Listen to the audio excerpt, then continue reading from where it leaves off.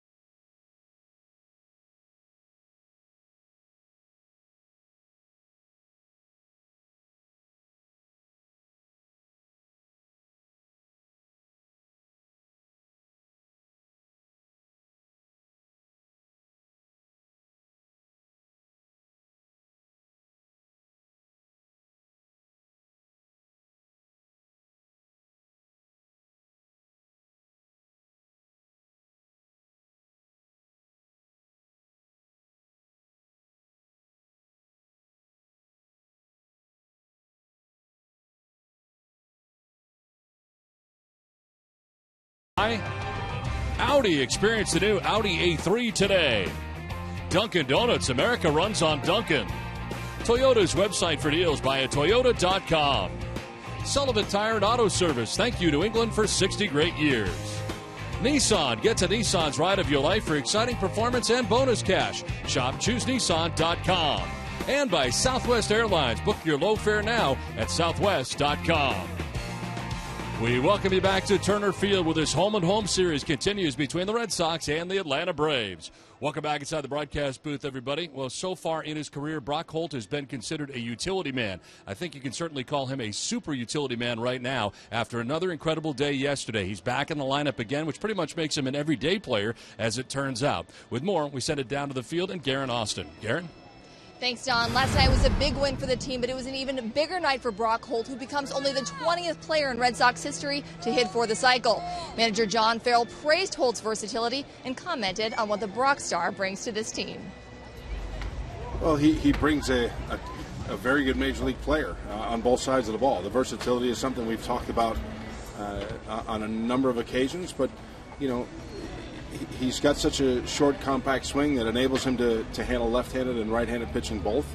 And because he accepts where he is playing on a given day and embraces it, I think he's an example to everyone in our uniform that you go out and do the job you're asked to do. Well, Brock Holt back in the starting lineup for the Red Sox. The Red Sox and Braves, the series continues, and the first pitch is next from Turner Field.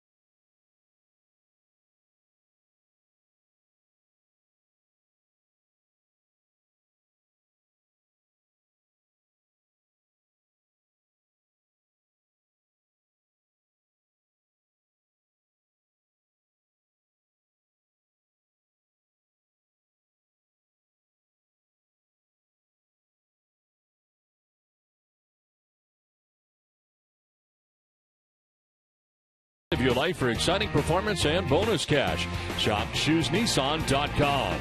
Plain Ridge Park Casino coming June 24th, the closest casino to Boston. Your local New England Ford dealers. And by the Scion TC.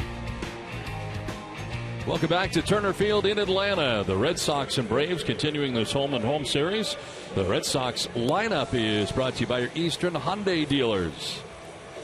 Dustin Pedroia leading it off at second base with Brock Holt in right field. Xander Bogaerts moving up into the 3 spot. He's at shortstop with Hanley Ramirez in left. Pablo Sandoval at third base with Mike Napoli batting 6th.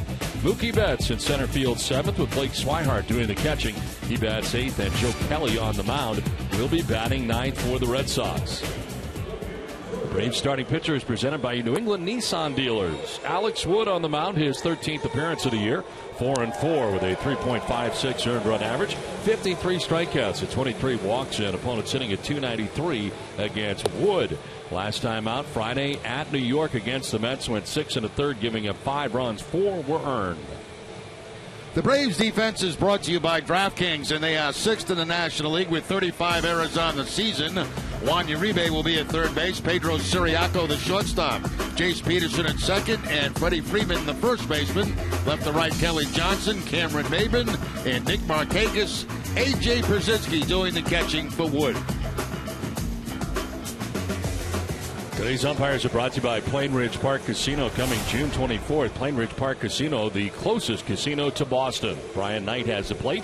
Larry Vanover, the crew chief, at first base with Ron Culp at second base. Vic Carapazza at third. The umpires that were at Fenway are here in Atlanta as well as part of this series. Where available, this telecast can be heard in Spanish by selecting the SAP button on your television remote. Enjoy the game. Buenas noches, amigos. A little on the warm side here today in Atlanta. As the sun sets, 92 degrees here in Atlanta. Light and variable the wind. And the forecast partly cloudy for the remainder of the evening. It was sweltering here in Atlanta today. As Alex Wood ready to go here. So is Dustin Pedroia, and the first pitch of the ball game is going to miss for ball 1. Pedroia starting the game hitting at .313. 9 home runs and 27 runs batted in.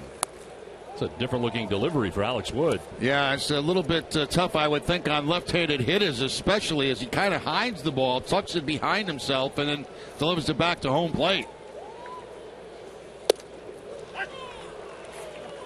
Pedroia takes the strike, and it's 2-1. He's made a couple of appearances against the Red Sox. Both have been out of the bullpen.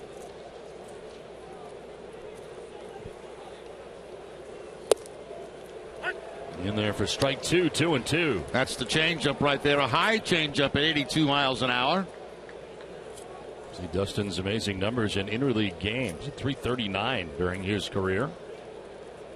Red Sox as a team doing well in interleague play. As Pedroia fouls it off, and it hangs at 2-2. Red Sox 5-3 this year against National League opponents. They average over 6 runs a game at 6.1 in those 8 games, compared to only a 3.6 run per game average in the 58 games the rest of the year. Swing and a miss, off balance, and Pedroia strikes out to get it started. And the Red Sox will see a lot of that tonight. A lot of curveballs out of Wood. Drops down a little bit to the side here with the breaking ball and gets a swing and miss on the pitch that's going to be down and inside to Pedroia. Again, as we mentioned, very tough to pick up those pitches because of the way he delivers it. Really tucks that arm behind his body. One down for Brock Holt. I had a chance to talk to Brock today before the ball game, and he was saying that he knew full well what was going on and what he had to do to complete the cycle, and thought perhaps his best chance was to go out in that direction, and it worked out exactly the way he thought it would. And as he was headed around second base, there was no doubt he was going to try for that triple to complete the cycle, and he knew it was well within his reach as long as he could get it out in that direction, and he did. It's amazing that it is more of a rare feat than a no-hitter to think about the cycle. That is amazing when you think about it. You know, and it's funny because we were doing the game yesterday, and as soon as he made contact, we knew that ball was going to get by the center field, and we knew because it was out in that area, it was going to be the 3-base hit. 0-2 pitch. On the ground up the middle, ranging is Peterson. He dives and can't get it. It's into center. A 1-out single for Brock Holt. Well, Brock Holt now with a 5-game hitting streak. He gets the breaking ball that time. Quickly fell behind from Wood. Wood tries to get him on a breaking ball like he got Pedroia, but this time it goes back up the middle for the base hit. You know, this might be the problem solver for right field for the Red Sox. With Victorino on a disabled list, they've been struggling to find somebody out there that's going to play consistent baseball, and it may be Brock Holt. Now back in the lineup and batting second for the Red Sox. Here is Xander Bogaerts batting third tonight for Boston. 293, 3 homers, and 26 runs batted in. On the ground towards third, Uribe. A little bobble, and they are or are not. They are able to get the lead runner. A long look by Ron Culpa, and John Farrell coming out here. He takes a look back at his dugout, see whether or not he should challenge this. Brock Holt not leaving second base yet. A bobble by Uribe at third base, and that's going to cost him a double play. Will it cost him 2 base runners? Holt hustling all the way to second base. Had that pop-up slide. I don't know. To me, close enough to challenge.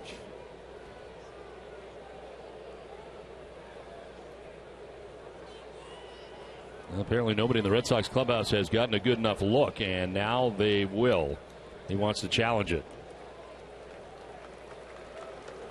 So right out of the gate here in the first inning, the Red Sox with a challenge. Yeah, I don't blame him because you get a chance to have a big first inning. It's a very close play at second base, and you might as well challenge it right out of the chute. Well, you know, Uribe was thinking double play right out of the gate on the ball down to him at third base. Yeah, he's played very good defensive third base, too, for the Atlanta Braves. But right there, the bobble, and that cost him the double play. And it may have cost him 2 base runners. We'll see. I don't know what Culpa was waiting for. I don't know if he was juggling the ball there at second base or not, but the call from Culpa took a very long time to come. It really did, and if he was juggling the ball, that means that Brock Holt would be safe. We can't tell from that angle whether he was or not.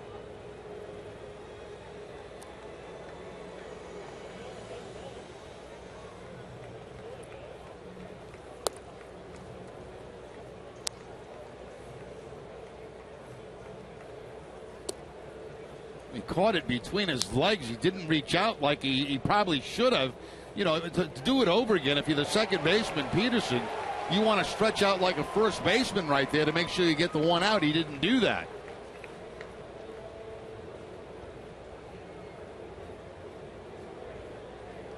From the looks we have, though, it doesn't look like he was juggling.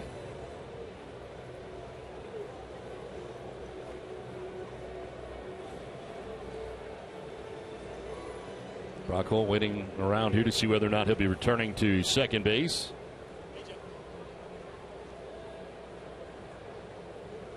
Alex Wood throwing some warm-up tosses while this review continues, and now they're ready. And he is still out, so the Red Sox lose the challenge. So 5-4 in the fourth out at second base of Brock Holt. Bogarts will reach on a fielder's choice.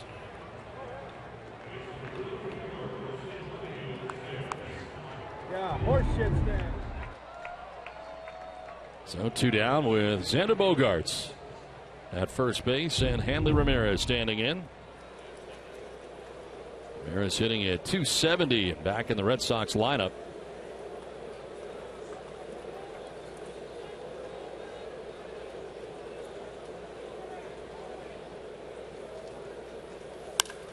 In the air, headed out towards deep center field. Maben going back.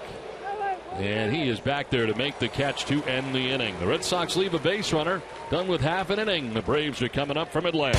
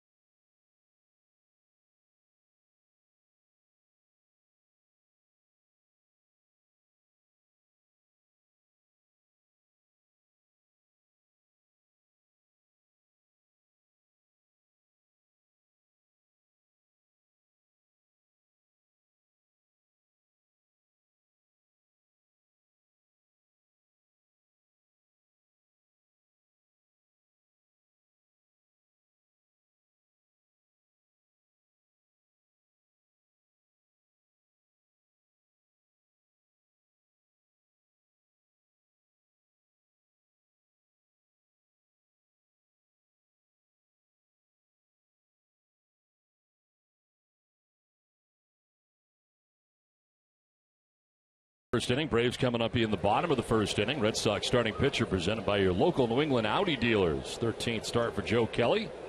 And his first pitch to Jace Peterson is sent out towards left center field. Betts is on the run, not going to get there. It's off the bottom of the wall.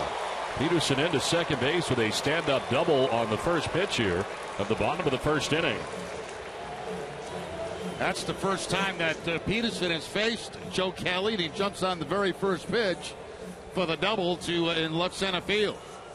Well, Braves lineup is brought to you by New England Chevy dealers. Just saw Jace Peterson, Cameron Maben in center field with Freddie Freeman at first base, Nick Markakis, the former Baltimore Oriole, in right field, Juan Uribe at third base with Kelly Johnson in left field. A.J. Pierzynski does the catching with Pedro Siriaco at shortstop 8th, and Alex Wood, the pitcher, bats 9th. So runner at second base, nobody out for Cameron Maben. And a bunt bid is fouled off at the plate. Playing for an early run on the Atlanta Braves by trying to push that ball down the first base line.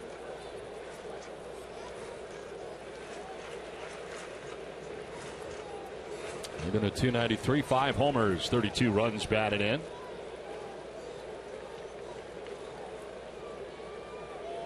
Hitting at .379 in the month of June.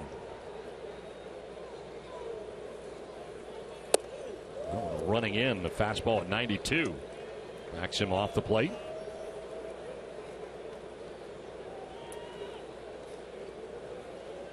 So far in the series, Maben is 1 for 8 against Boston.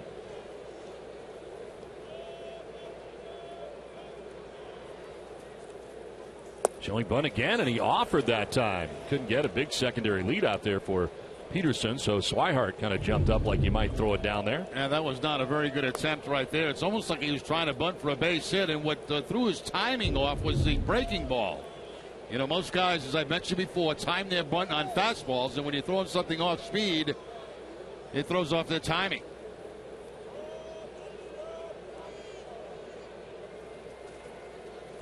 Maben swats at it, fouls it off down the third base line. We'll do it again, 1-2. Well, the Braves beginning this game 4.5 games back of the Mets. Mets have won 3 straight games in the National League East, and by virtue of the loss yesterday to the Red Sox for Freddie Gonzalez's team, they find themselves 4.5 games back there in third place in the NL East.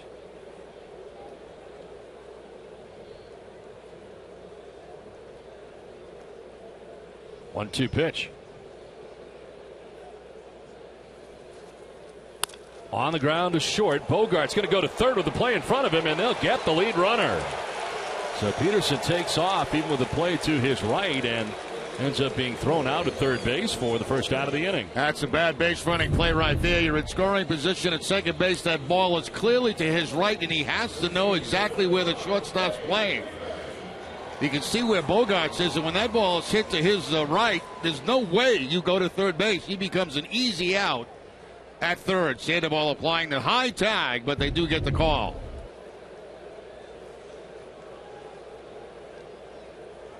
One out in the inning, Maben at first, and here is Freddie Freeman.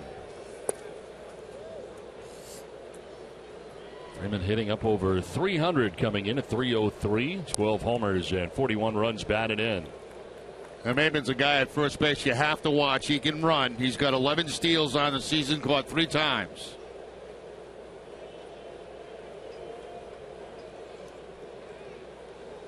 Freeman 2 for 9 in the series as he waits on a 1-0 and jumps ahead 2-0.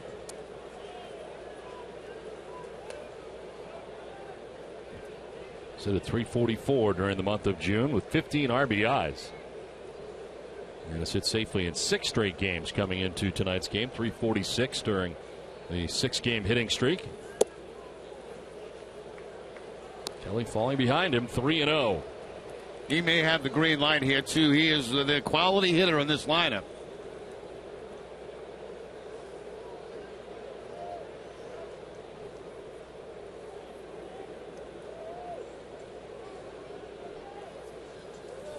He does, and he fouls it off to the left out of play. And a fastball that time from Joe Kelly.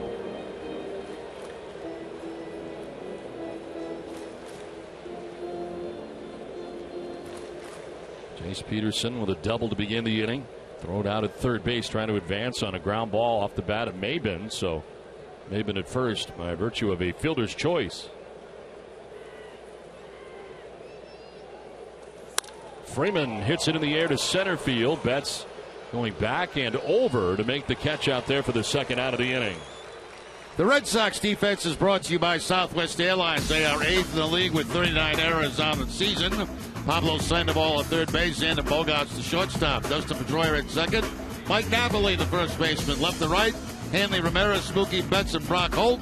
And Blake Swihart doing the catching for Joe Kelly. 2 down, Cameron Maben at first base, and here's Nick Markakis. Batting average is good. The power number is not as good.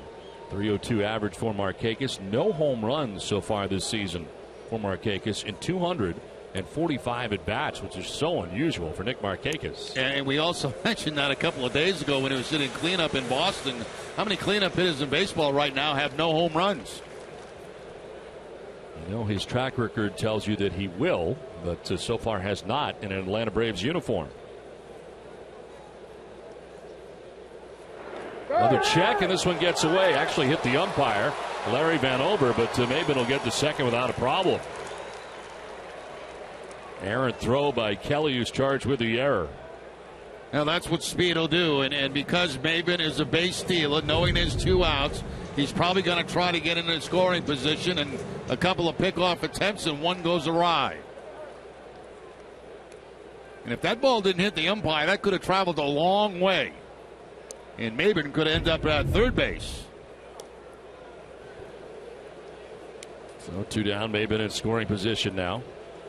As far as home runs last year for Markakis in what worked out to be his final year in Baltimore, 14 home runs last year. Most he's hit in any season is 23. Sprays this foul off to the left out of play. He was born in Woodstock, Georgia, and likes to return here to Atlanta as a free agent this past offseason. 229 hitter with 2 outs and runners in scoring position.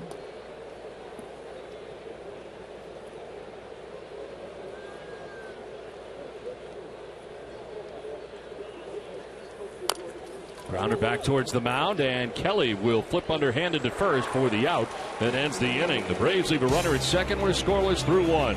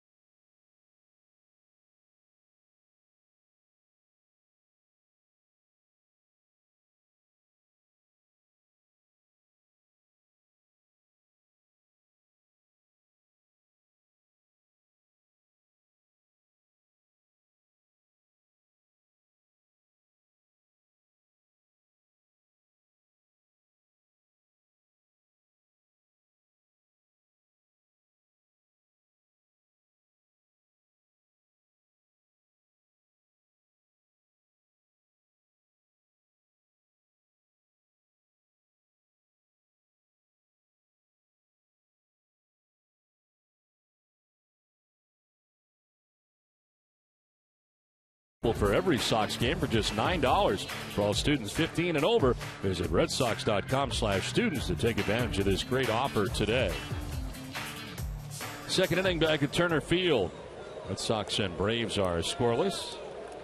And leading it off for Boston, Pablo Sandoval. Mike Napoli, Mookie Betts expected to bat in the inning.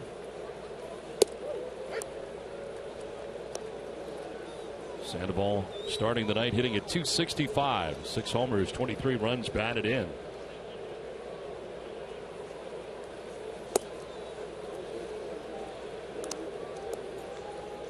Pablo right now on a 7-game hitting streak for the Red Sox.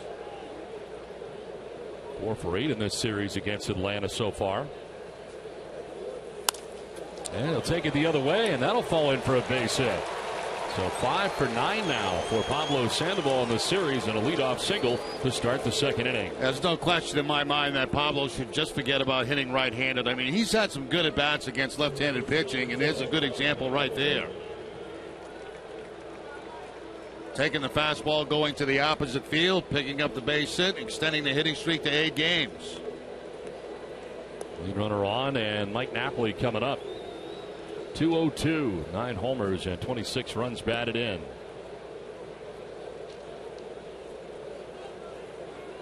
Napoli 2 for 8 so far in the series against the Braves.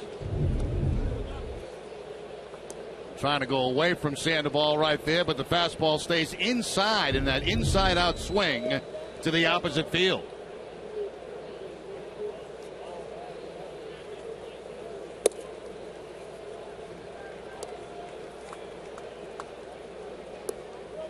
Napoli ahead 2-0.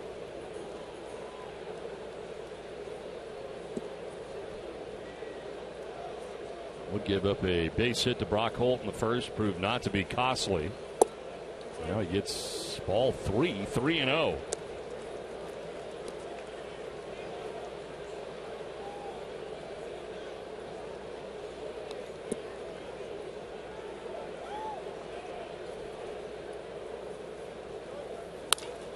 In the air, down the left field line, a foul ball. Out ahead of that was Napoli. So with the green light, 3-0, and fouls it off. That's not unusual, too, for a guy that has been struggling, because at least on the 3-0 count, you're going to get a fastball right down the middle. You anticipate that. He does get one down the middle, but he's out in front of it, pulling it foul.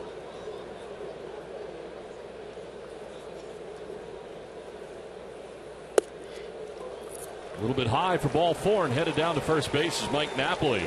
First walk of the night given up by Alex Wood. First 2 have reached here for the Red Sox in the second inning.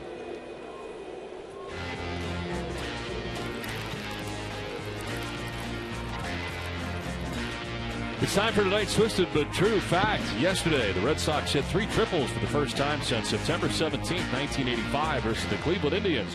Game 2 of a doubleheader. Twisted Tea is the hard iced tea that tastes like real iced tea. Be a little twisted. 2 on, nobody out, and Mookie Betts the batter. Bunt bid, and it is dropped down. Here comes Wood. His throw is going to be in time. Wow. Very late call again from Larry Benover, and here comes John Farrell to argue this. Doesn't have a challenge left, but he can't argue. Look from our first look, perhaps like he had beat it out. Well, here's the barehanded play by Wood coming off the mound. The throw to first base. We'll see. Mookie Betts dropping that ball down the third base line. From that angle, it does look like he beat it out. I must say I don't like the play, though, and I'll tell you why I don't like it. You're working toward the bottom of the batting order right now, and Betts is swinging the bat very, very well. You don't forget, you got the pitcher hitting now in the National League games, and I didn't really like the idea of having Mookie sacrifice there, working toward the bottom of the lineup. No challenge left. John Farrell already did not have the challenge used in the first inning, and it wasn't overturned. He lost that challenge, and he's getting heated here with Larry Banover.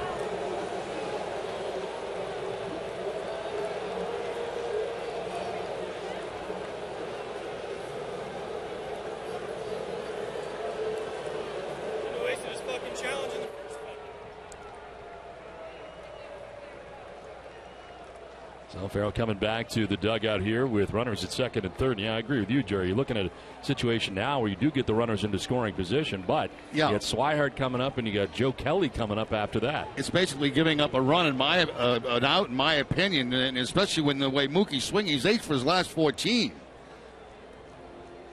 So the sacrifice as runners at second and third. Sandoval at third, Napoli at second.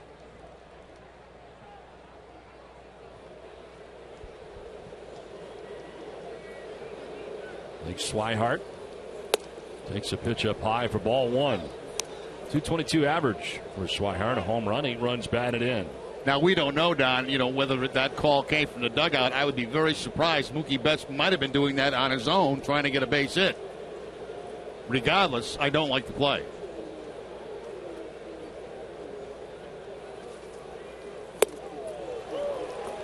Ball and a strike. Swihart 1 for 4 in the series against Atlanta.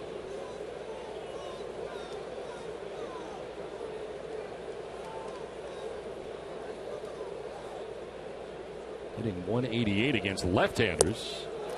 And down on the count, 1-2. There's that biting breaking ball again, and he keeps it down and in around the ankles of Swihart.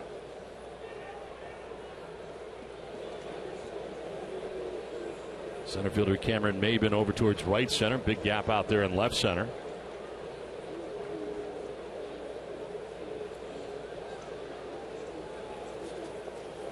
Swing and a miss, and Swihart strikes out. Big strikeout there for Wood. His second strikeout, and there's 2 down in the inning. And Swihart chasing a fastball well out of the strike zone right there. We'll take a look at the final 2 pitches of that at bat for Swihart. First they go breaking ball down and in around the ankles, and then they elevate the fastball. So 2 pitches, probably not strikes, but Swihart swinging at him and leave those men at second and third. Now Joe Kelly, the pitcher, with 2 outs, runners at second and third. And Kelly hits a ground ball to second base. Chase Peterson throws him out, and that is that. Red Sox strand a pair in scoring position. No score from Turner Field.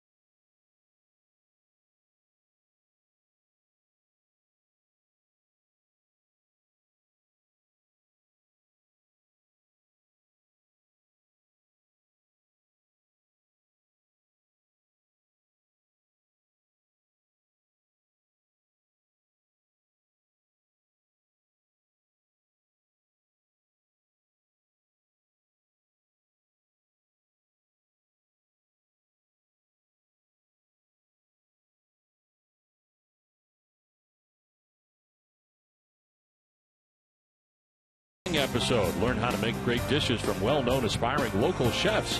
See Billy and Jenny in the kitchen this Saturday morning at 9. That's on to the bottom of the second inning. Joe Kelly back on the hill without a score. Red Sox with 2 hits. Braves with 1. On Uribe, Kelly Johnson, A.J. Pierzynski scheduled to bat in the inning. Looks out to be 5, 6, and 7 for the Red Sox in the inning, as Uribe will take strike 1. Third baseman, 284, 3 homers, 14 runs batted in. Or started the year with the Dodgers. Acquired here at the end of May by the Braves. There's a 5-game hitting streak coming in, 10 for 19 during that time.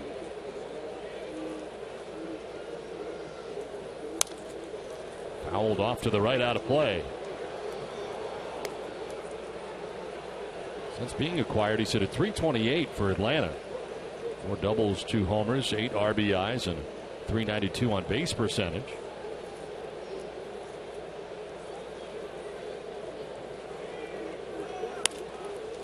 A little pop-up foul ground. Napoli going as hard as he can, but won't have a play. Went into the slide in front of the tarp, and it ends up in the first row. Uribe gets a lot of those kind of hits where he gets jammed and he kind of fights the ball off to the opposite field. That time obviously in foul territory, but it's not unusual to see him do that, especially with a couple of strikes on him. That fastball inside, and Uribe cannot get around on it. Swing and a miss. Kelly strikes him out. Pitch down and away. First strikeout for Joe Kelly. After the fastball in, he goes to the curveball away. Very good pitch there by Joe Kelly. And you can see Uribe. He's bailing out on the breaking ball. Left front foot down the third baseline. One down here in the second inning for Kelly Johnson. Johnson comes in hitting at .280 on the year. 6 homers, 21 runs driven in.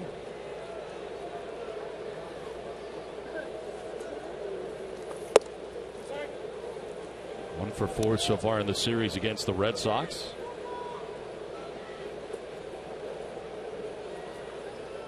Had a strained right oblique earlier in the year and was on the DL mid-May. This is his second stint with the Atlanta Braves organization in his 10th Major League season. Originally drafted by Atlanta. And a brief stopover with the Red Sox last year.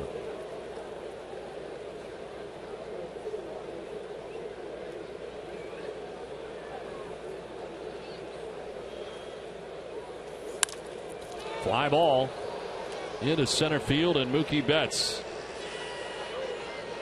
for the second out of the second inning. 2 down.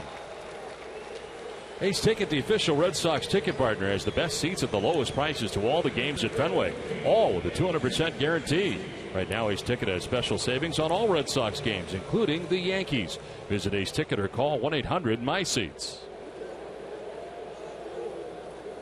2 down here in the second inning. A.J. Pierzynski, former Red Sox catcher.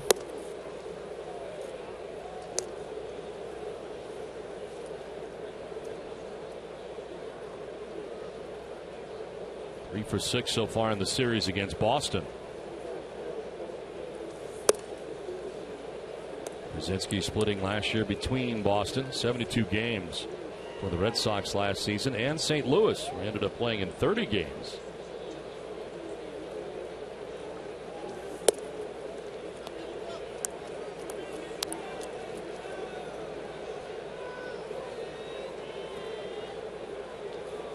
Signed by the Braves as a free agent in January this past offseason. He'll take the strike, and it's 3-1. And that's hard for Pierzynski to do, to even take a pitch. He's taken 4 pitches in this at bat. And he will take the walk with 2 down. First free pass served up by Joe Kelly. So the Braves with a 2-out base runner brings up Pedro Siriaco. That is only the 8th time this year that Pierzynski has walked.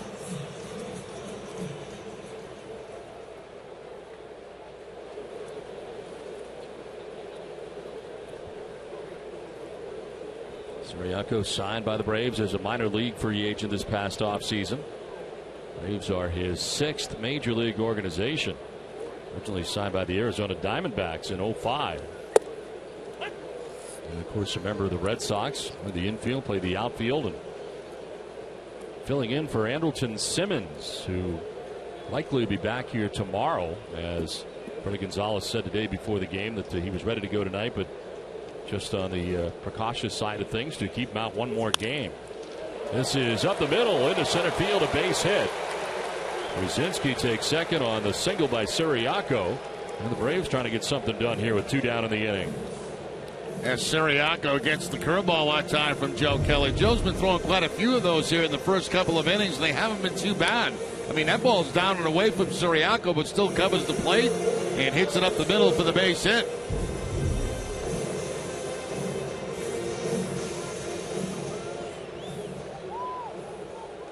Two on, 2 down. Alex Wood, the pitcher, the batter.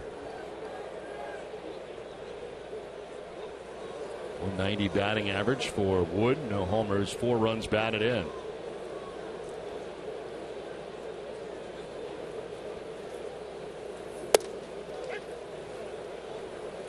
.96 on the strike from Joe Kelly.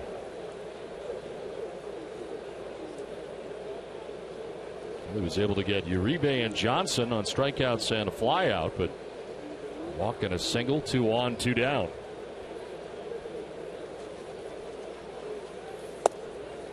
Strike 2.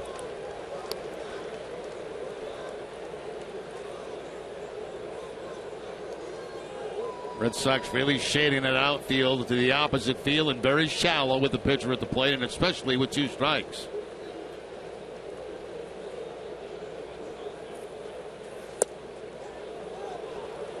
Oh, wow.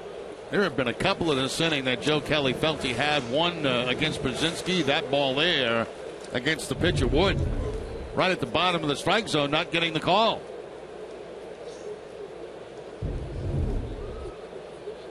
Ryan Knight has the plate tonight for the umpires. Very high that time. Fastball got away. 2-2.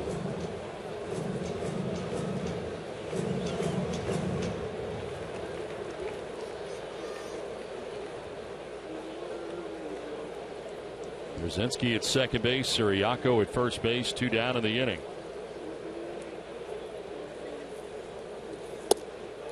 And now it's a full count. Runners can get a start. Kelly had been ahead 0-2. It's a full count now.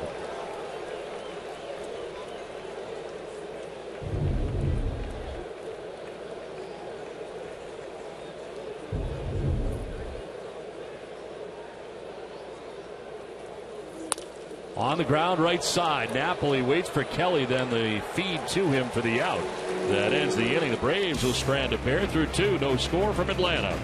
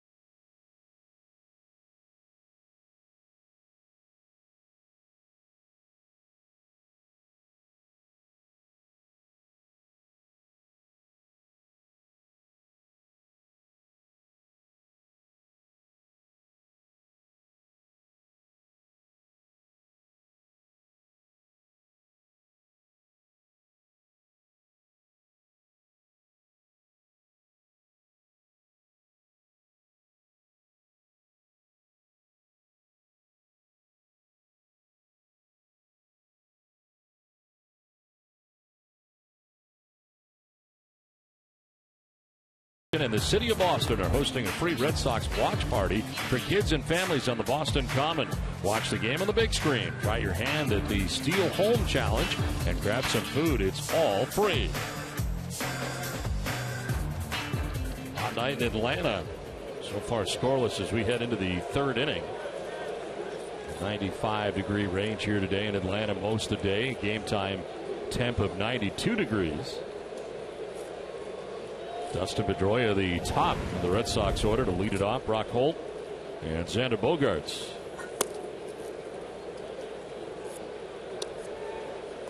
Pedroia struck out swinging in the 1st inning. Had yesterday off. A sore knee kept him out of the Red Sox lineup yesterday. Now he drives one out towards left field, but Kelly Johnson is there. And he makes the catch for the first out of the 3rd inning.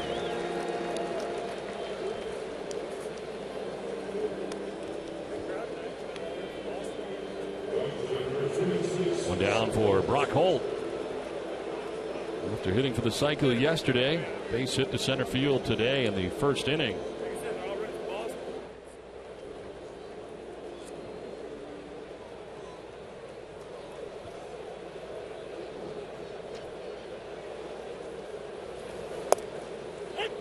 Boston-based daily fantasy company DraftKings.com, the official daily fantasy partner of your Boston Red Sox. They're giving out $300 million in cash prizes. Enter promo code NESSON to play for free. Rockhold down quickly here, 0-2. Now reached base safely in 11 straight games.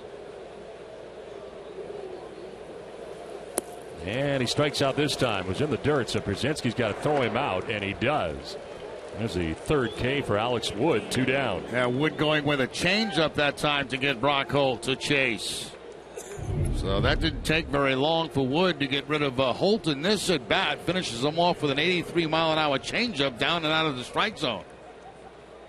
See the ball kicking up dirt right there, and Brzezinski has to throw him out at first base. 2 down here in the third brings up Xander Bogaerts. Xander grounding into a fielder's choice in the first inning, 0 for 1.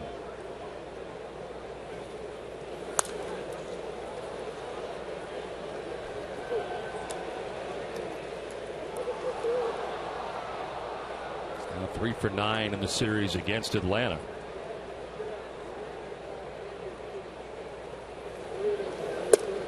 Swing and a miss. So back-to-back strikeouts for Alex Wood. His first 1-2-3 inning of his outing were scoreless.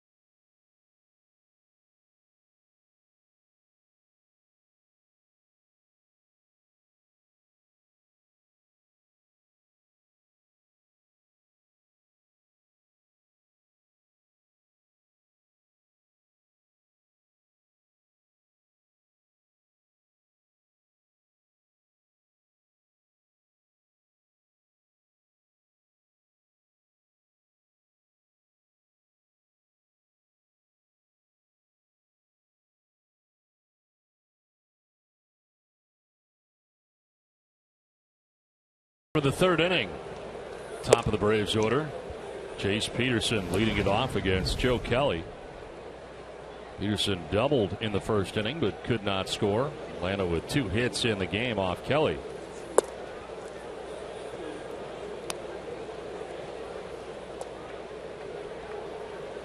Joe Kelly twice facing Atlanta in his career, 1-0 to 1.46 ERA. Hasn't started against Atlanta since 2013. Of course, that was when he was a member of the St. Louis Cardinals. Picked up the win. 2 earned runs in 7 innings. Another strike, 2-2.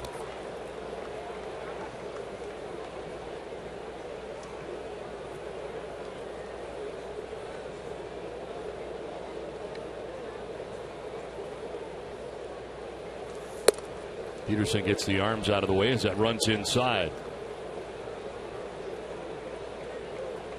Joe Kelly's last win coming on June the 6th against the Oakland A's. Last time out, a no decision against Toronto. Chopped off the plate and a foul ball.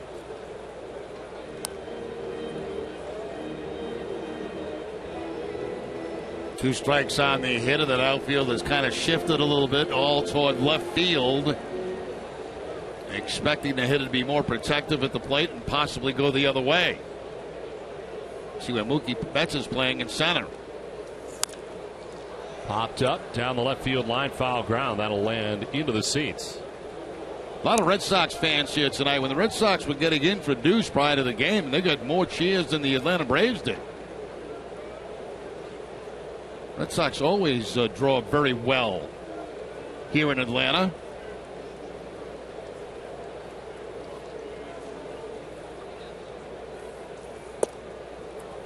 Down to first base goes Peterson.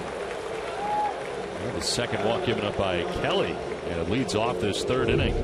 Well, it's time now for the Geico Red Sox moment all season long. Geico highlight the 1975 Red Sox in honor of their 40th anniversary.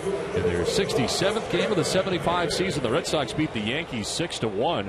Louis Tiant went the distance for the Sox, striking out 8 batters and earning the win.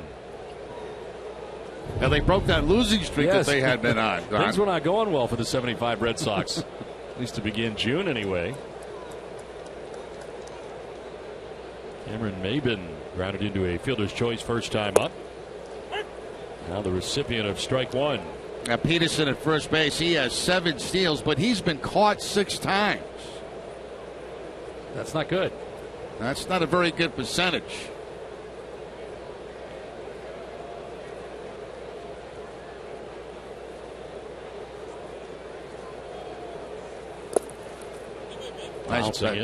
Nice backhanded play by Swihart right there, keeping him off of second base.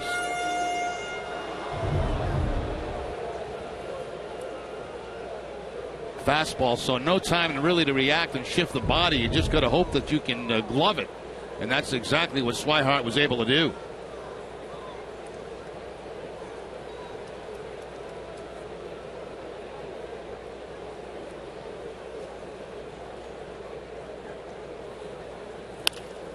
To left, Hanley Ramirez back a few steps to haul it in for the first out of the inning. They've been flying out to left.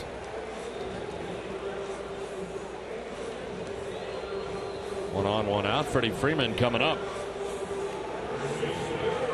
Freeman flied out to Mookie Betts in the first inning, 0 for 1.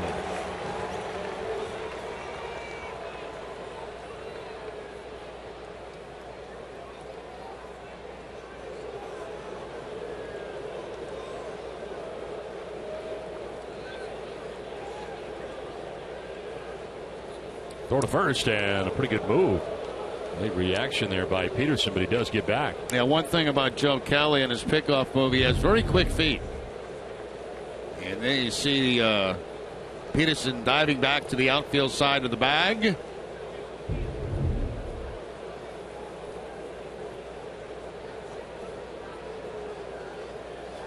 Another throw, and that one a little closer. Yeah, see, he's about maxed out. I mean, he is maxed out on his lead because he's diving back and he's just barely getting back. That went real close.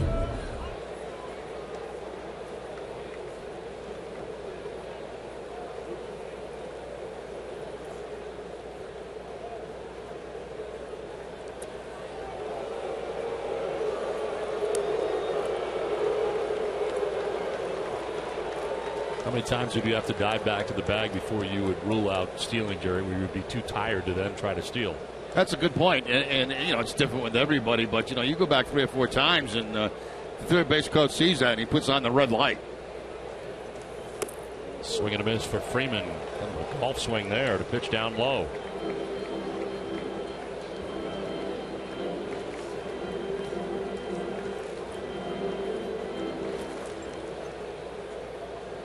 Outfield straight away here on Freddie Freeman. Leads the team with 12 home runs on the year. Runner does go on a ground ball to second base. We'll keep him out of a double play as Pedroia flips underhanded to get Freeman, but Peterson takes second base with 2 down.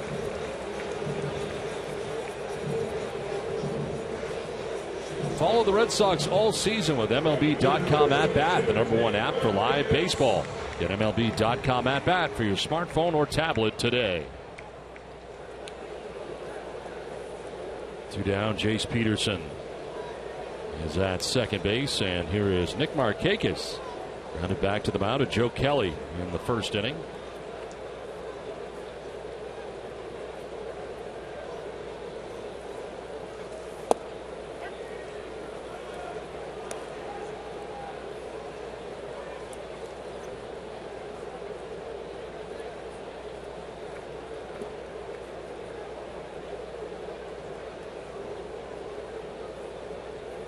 Freddie Gonzalez, the manager of the Atlanta Braves. Ground ball or line drive, foul off to the left. Freddie Gonzalez coming in 4.5 games back of the New York Mets in the NL East with a loss yesterday. The Braves are now 31-34 on the year.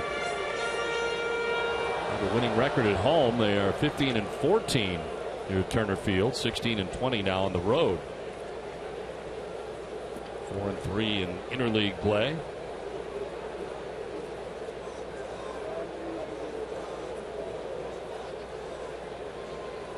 Joe Kelly calls out Swihart.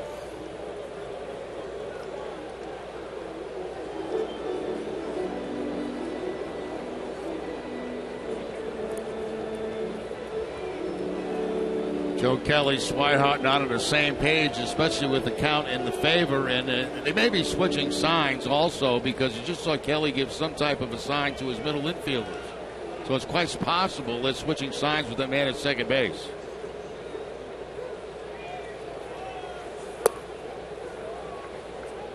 Oh, for ball one to Markakis.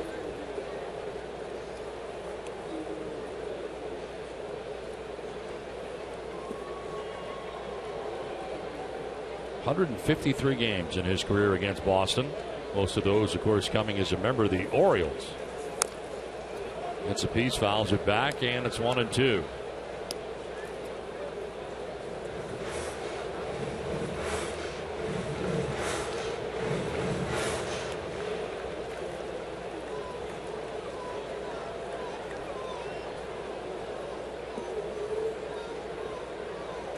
Peterson at second base, two down here in the bottom of the third inning.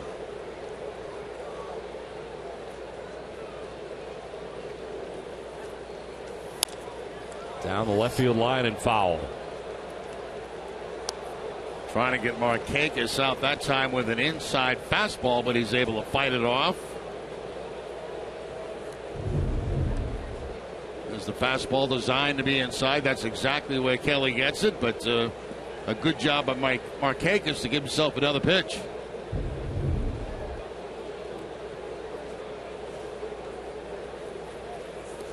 Bouncing in, and Swihart able to block it and keep it in front of him.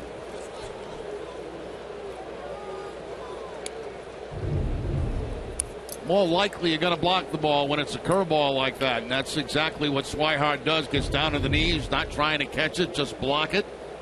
Fastballs are the toughest ones because you have less time to react.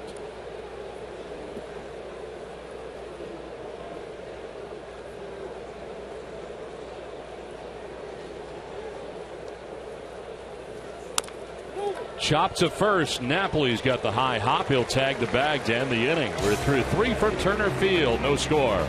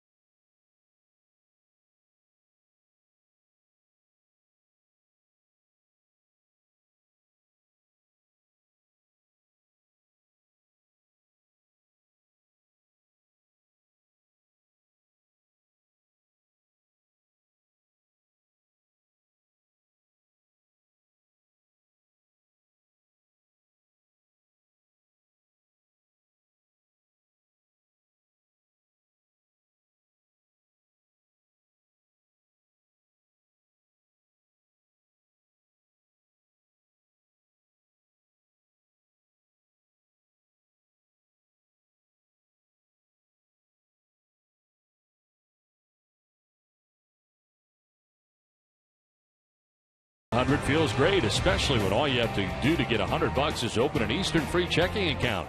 Learn more at easternbank.com/free checking. Back at Turner Field in Atlanta without a score as we head into the fourth inning. Hanley Ramirez leads it off and takes strike one from Alex Wood.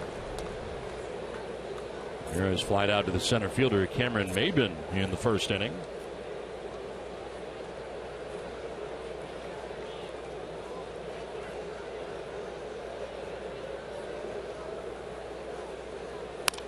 Ground ball and through into left field. A base hit for Ramirez.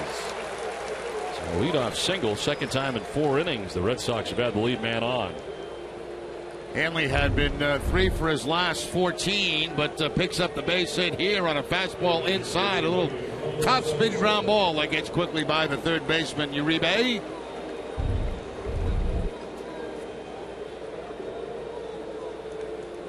So Hanley aboard to begin things here in the fourth inning. Here's Pablo Sandoval. There's a single of his own, single to left field in the second inning.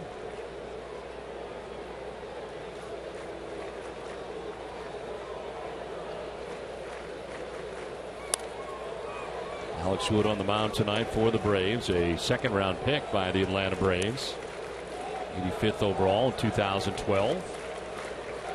Sunday at an all-new Charlie Moore. Charlie travels to the cornfields of Iowa to meet up with Iowa University wrestling coach Tom Brands. See what happens when the Bad Fisherman visits Iowa.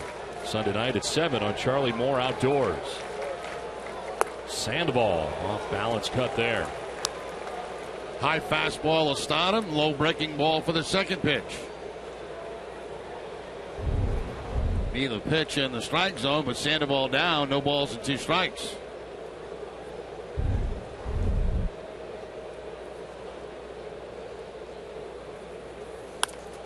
To third base, and a tough hop gets through the wickets of Uribe. Fortunate there for the Red Sox. A double play ball ended up hitting the lip of the grass, changed direction, and gets through Uribe. They charge him with an error down there at third. Yeah, that surprised Uribe because the ball did stay down on him. He thought it was going to bounce up. You can see the contact right there, and that ball looked like it hit right on the lip of the grass and the dirt. Right there. And it stayed down and skipped on him. But that's why, as a third baseman, you have to also stay down, and that time Uribe did not. Charged with the error, first and second, nobody out. And it brings up Mike Napoli. Napoli walked in the second inning. The only walk so far allowed by Alex Wood. 40th pitch for Wood.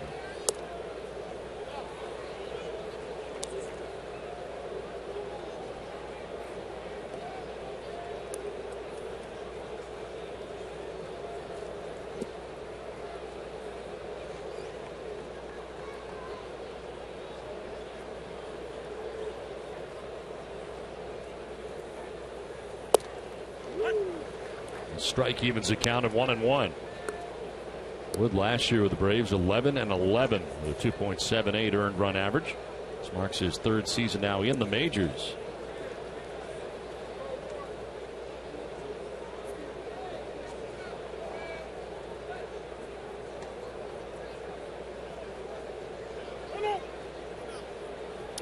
A starting pitcher down at the minor league level that moved to the bullpen when he came to the big leagues, and now back into the starting rotation. Conversation between Brzezinski and Wood.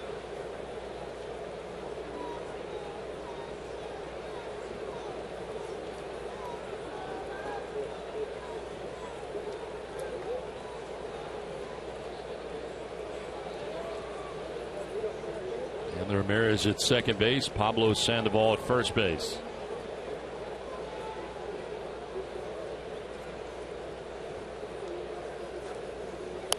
Napoli fouls it off to the right and is down 1-2.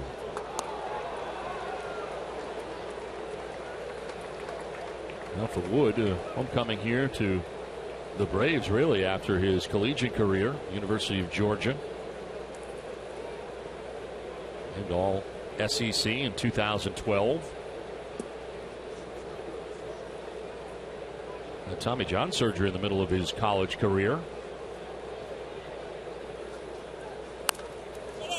Popped up, foul ground. Freddie Freeman has room.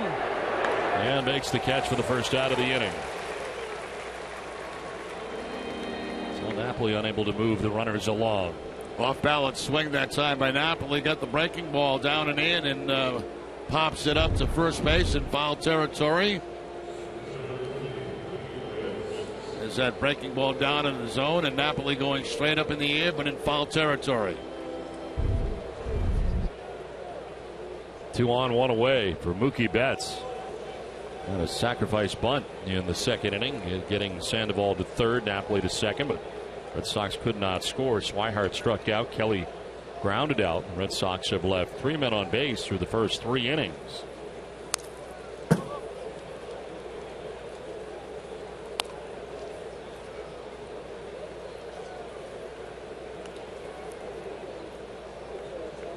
That's 6 for 9 in the series against Atlanta.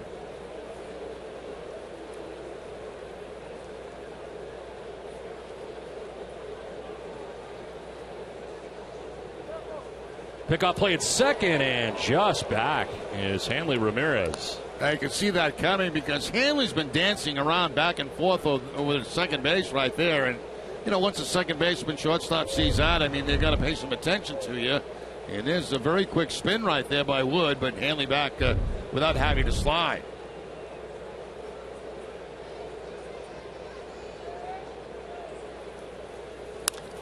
Fly ball, right field. Nick Markakis out there and right. He'll make the catch as Ramirez tags and heads for third. He'll get there without a problem. But there now are 2 outs in the inning. Join the 2020 Club and enjoy an affordable fun night at Fenway Park. Groups of 20 or more start at $20 each. Visit redsox.com/groups for more information. I had a lot of 2020 seasons done. 20 singles, 20 stolen bases. I was going to say, I didn't think you had 20 home runs in any particular season. No, 20 hits and 20 stolen bases. First and third here, 2 down, and Blake Swihart coming up.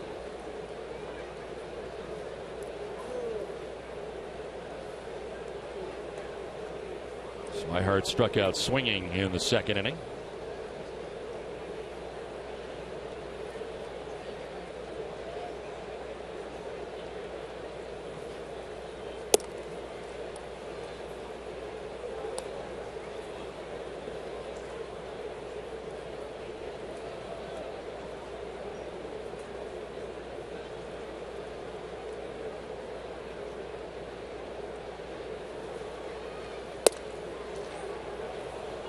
Two and 0. Single by Ramirez to begin the inning. He's now at third base. Pablo Sandoval reached on an error by Juan Uribe. He's at first with 2 outs in the inning. Now here's a case where I would give Swihart the green light with the count 3-0 because you got the pitcher Kelly on deck.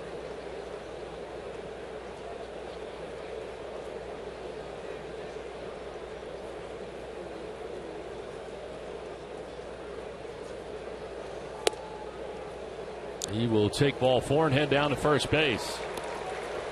So there's the second walk allowed by Wood.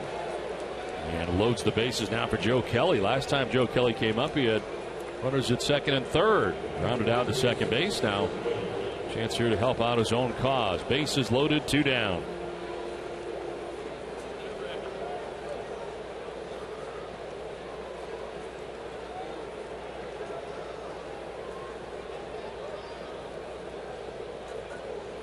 '50th pitch for Alex Wood of his outing.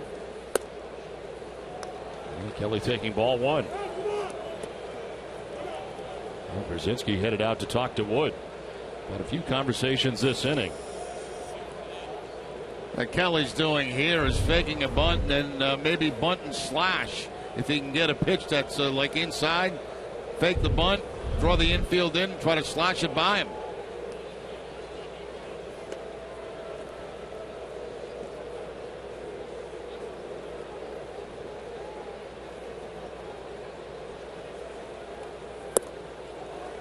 A little bit low, 2-0.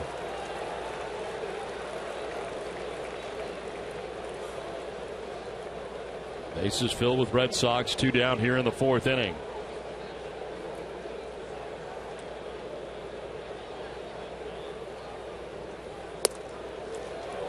3-0. Now here's a case where you have to make Kelly take 2 strikes. Comfortable viewing for Freddie Gonzalez right now.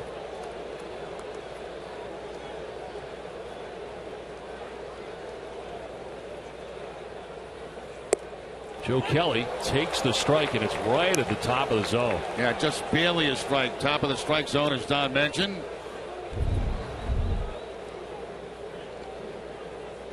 Joe Kelly in his career as a hitter has never walked.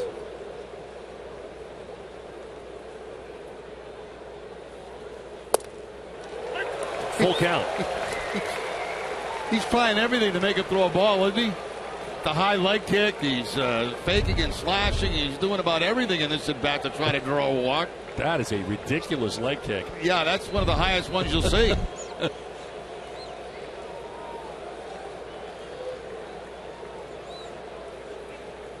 Now a ground ball that goes to second base. Peterson, little stumble, got to hurry, and he's late. Run will score. For whatever reason, Peterson could not get rid of it in a hurry as he kind of stumbled a little bit. It's costly. Kelly's got better speed than he thought.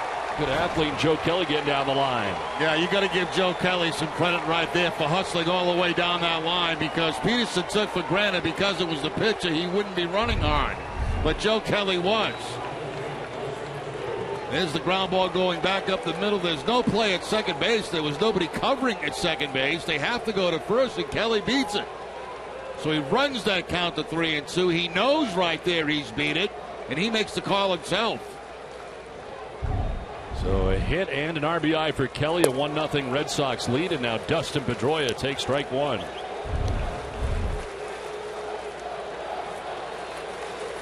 No question about that one.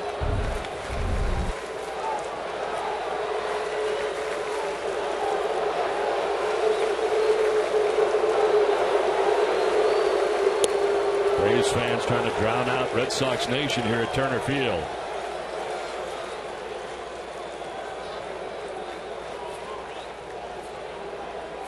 Pedroia, the 7th member of the Red Sox to bat here in the 4th inning.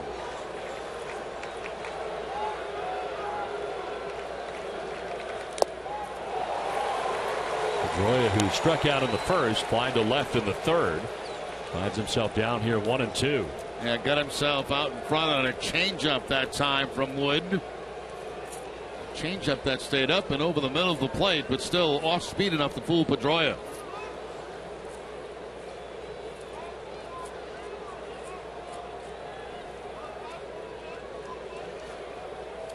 Pedroia lifts it in the air to center field. Cameron Maben is out there at center, and he'll put it away. Red Sox get a run. 3.5 done. It's 1-0 Boston.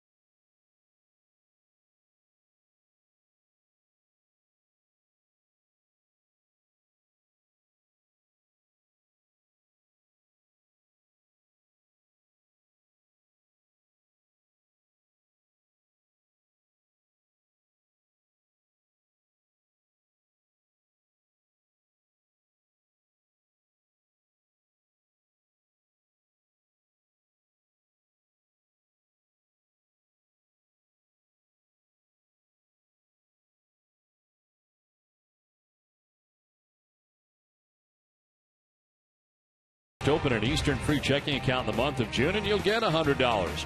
Learn more at easternbank.com/free checking. 1-0. Red Sox have the lead over the Atlanta Braves as we get ready for the bottom of the 4th inning. Here's tonight's Dunkin' Donuts poll question. Should the National League adopt the DH? Text 1 for yes, text 2 for no. Text your answer to 536-536. Message and data rates may apply. One message per vote. Visit NESN.com/terms for terms and conditions and privacy policy. How do you stand on that one, Don? I would say yes. I would say yes also. And we had the commissioner on yesterday, and he said it's being considered a little bit more now in the National League than it ever had been because of the drop-off in offense in baseball.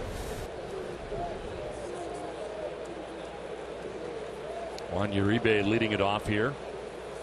And a ground ball, base hit into center field. Third hit of the night for Atlanta. Leadoff base hit for Uribe. It is the third time in 4 innings that the Braves have had the lead runner on. He's been hot. A guy on a 6-game hitting streak now. 11 for his last 21. Jumps on that first fastball, takes it up the middle for the base hit.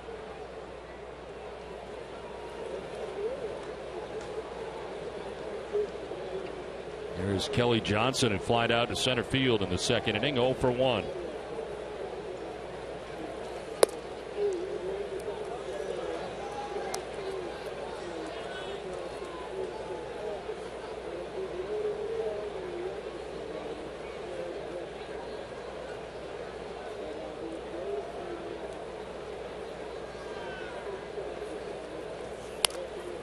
Off the end of the bat, foul over by the Red Sox dugout. Braves have left 4 men on base through the first 3 innings. Red Sox have now left 6 men on through the first 4, but Boston with the game's first run in the top half of this inning on top 1-0.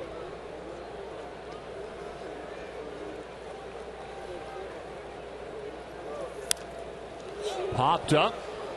Pablo Sandoval, Xander Bogaerts come together. It'll be Bogaerts in fair ground who makes the catch.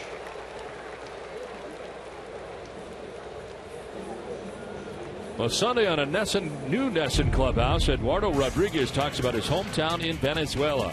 Learn how altitude affects the flight of a baseball and enjoy a special Father's Day edition of Small Talk. Catch NESN Clubhouse Sunday at 12:30, presented by Delta Dental of Massachusetts. Eduardo Rodriguez. We'll next see Eduardo at Kansas City against the Royals, who get the nod in Game 1 of that 3-game weekend series coming up for the Red Sox as part of this road trip. Atlanta, then Kansas City. Royals, of course, top of the American League Central. There's a liner foul back into the seats.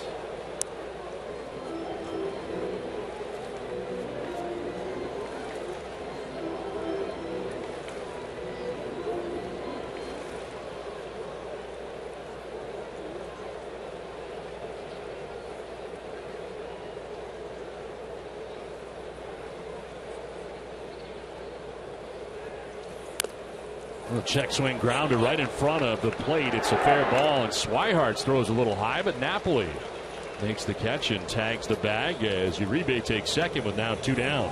Nice footwork at first base by Napoli on that little flip from Swihart. He got away from him some and ended up being on the foul territory side of first base, and Napoli had to make the adjustment. There's that little half swing right there by Brzezinski. Now watch the throw get away, but Napoli's able to glide over, get the out, but it does move a man in a scoring position.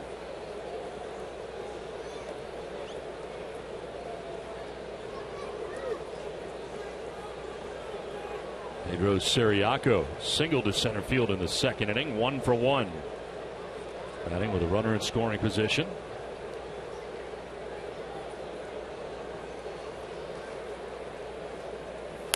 Ciriaco fouls it off. Mentioned earlier, Andrelton Simmons, who will be likely returning tomorrow. Of course, he got hit in the hand on a bunt attempt and looked like he was going to be pretty serious Got a couple of his fingers, but fortunately no fractures, just a lot of pain, and has not played since the first game of this series.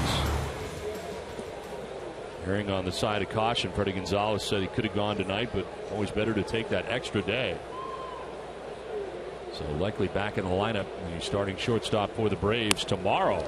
Soft liner that is going to find its way to short right. Pedroia knocks it down, but around comes Uribe.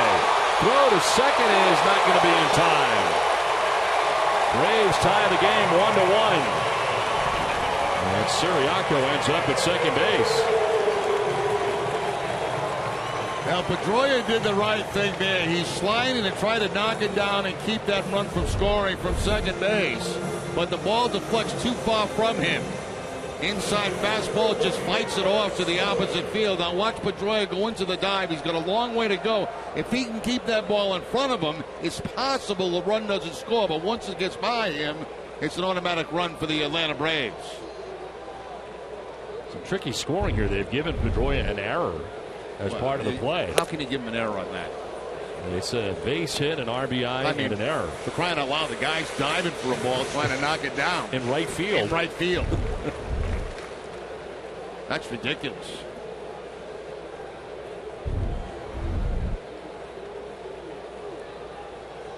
So a 1-1 ball game. Alex Wood, the pitcher, batting.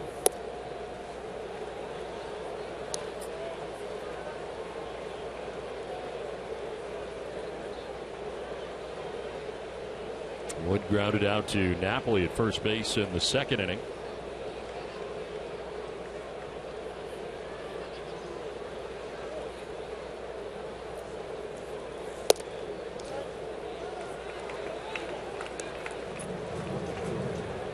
Joe Kelly coming into this game 2-4 with a 5.45 earned run average. 13th start of the year for John Farrell.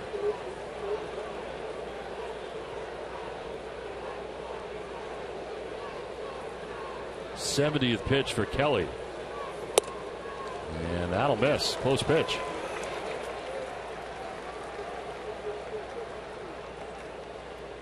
Kelly's had to make a lot of pitches to the pitcher in this game. Had a long at bat in the second inning. Falls behind 3-1 here in the fourth. Yeah, 6-pitch first at bat.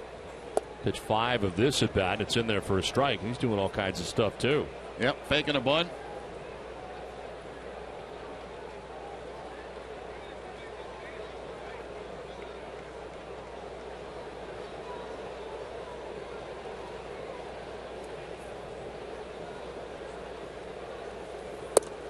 Strike 3 call. Kelly strikes him out. Braves get a run and tie the score 1-1 through 4.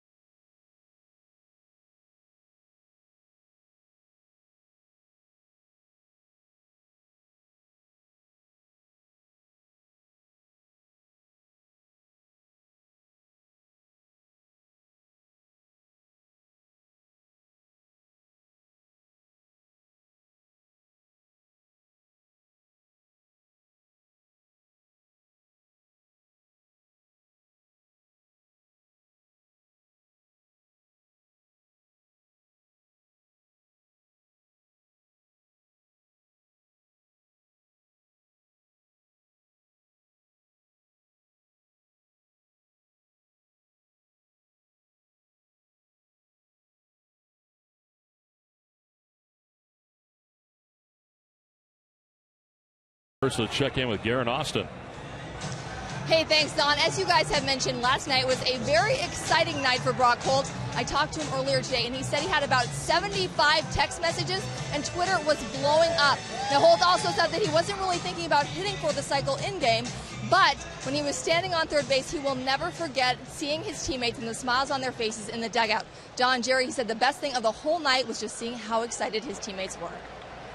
Well, certainly a lot of fun for everybody. And Jerry, as we talked about earlier, I'm not sure the crowd really knew until a little bit later. Yeah, it seemed like until they showed it up on the scoreboard that he did hit for the cycle. That's when the crowd gave him a standing ovation as he made his way to second base.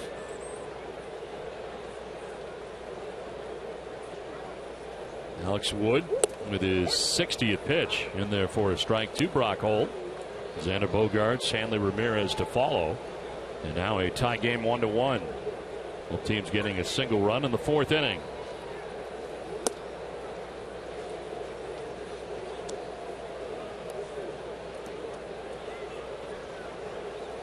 Wood 4-4 individually coming in with a 3.56 earned run average.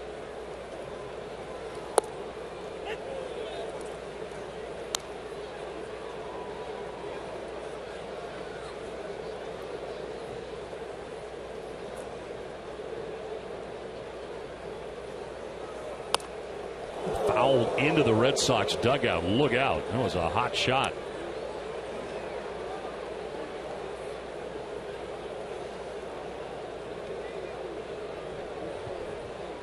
Photojournalist John Martin's all right over there. That was a hot shot right in his direction.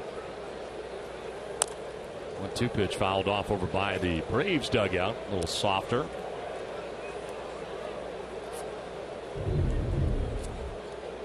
Where is John Martin?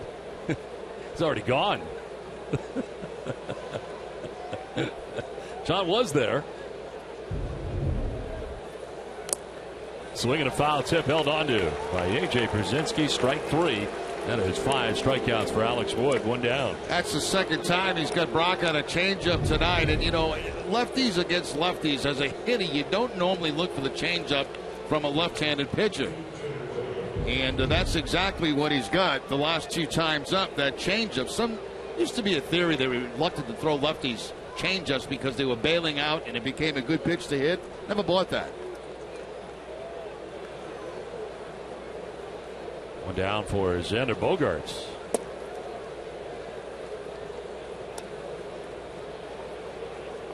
Third at bat for Bogaerts of the game. Grounded into a fielder's choice in the first. Struck out swinging in the third. Chopper foul.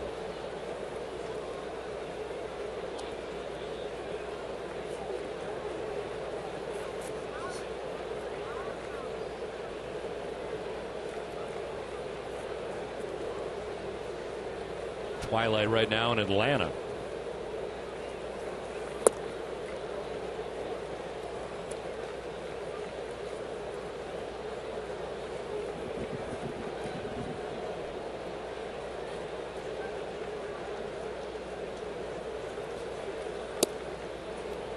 Ball 3-1.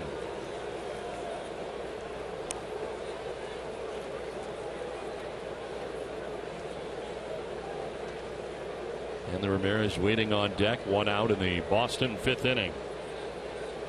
It's 70 for Alex Wood. And it's on the ground. A fair ball. Deep third. Long throw for Uribe. Nice play.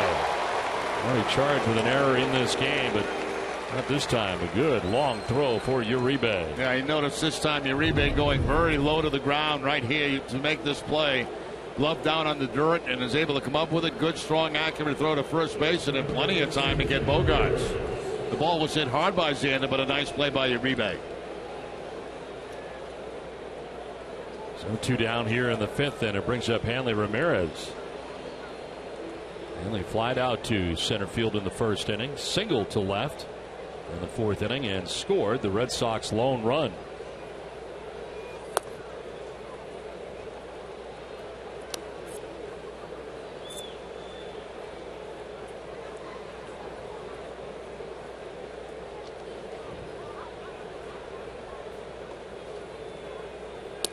For every Red Sox hit in June, Echo Store Technologies will donate $50 to the Sean Thornton Foundation. Echo Store is proud to assist in helping find a cure for Parkinson's disease and pediatric cancer. Learn more. Log on to echostore.com.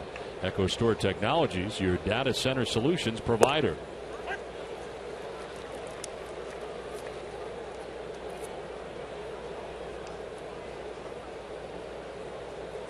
Alex Wood has 1-1-2-3 inning in his outing. That was the third. As the first two outs of this, the fifth inning. Now a pop-up foul out of play.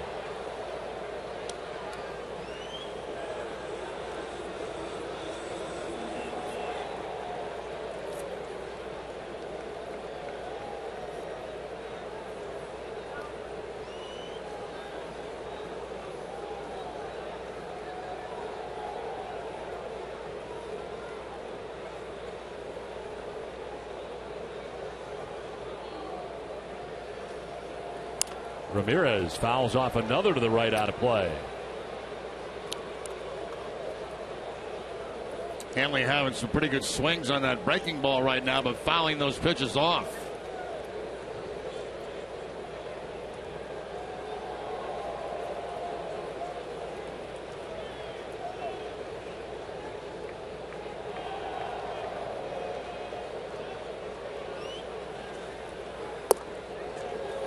Close pitch, but inside for a full count. Trying to go inside with the fastball after those breaking balls and just missed the inside corner. He's got Hanley thinking soft stuff. He goes with the hard stuff inside and just a little bit in. Late swing, fouled off into the seats.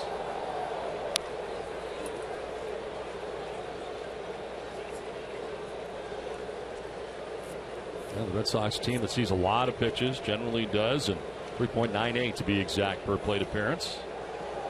Most in Major League Baseball. Chili Davis, their hitting coach, looking on here. The full count, 2 down to Hanley Ramirez. Another late swing, and look out in the Braves dugout. Right behind it.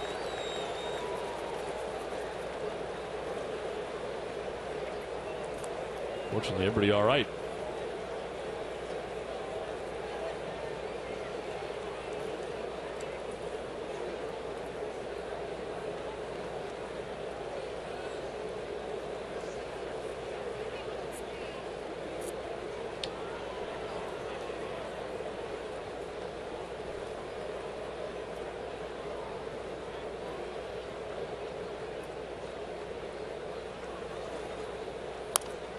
Another foul off to the right, and this at bat will extend to a 10th pitch.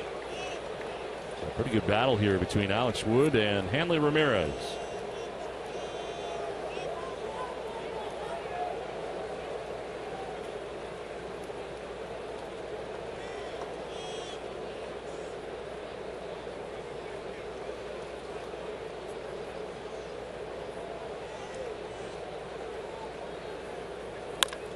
Chop to third. Uribe's got it. Bill of the cap high, and the throw, and plenty of time to get Ramirez. A 1-2-3 fifth for Alex Wood. Halfway through, tied 1-1.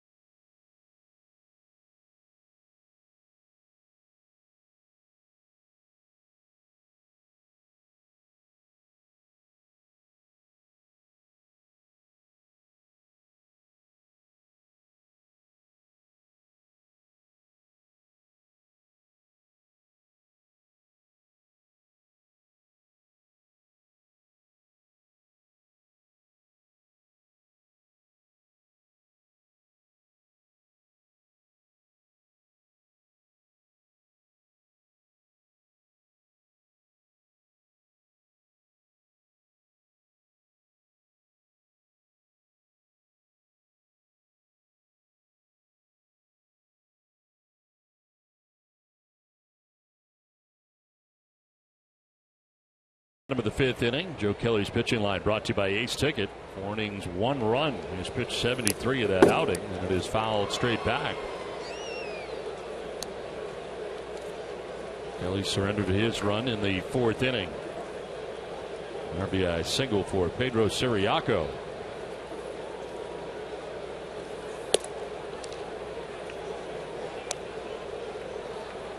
Jace Peterson doubling to center in the 1st, walked in the 3rd, so he's been on twice in the game tonight for Atlanta.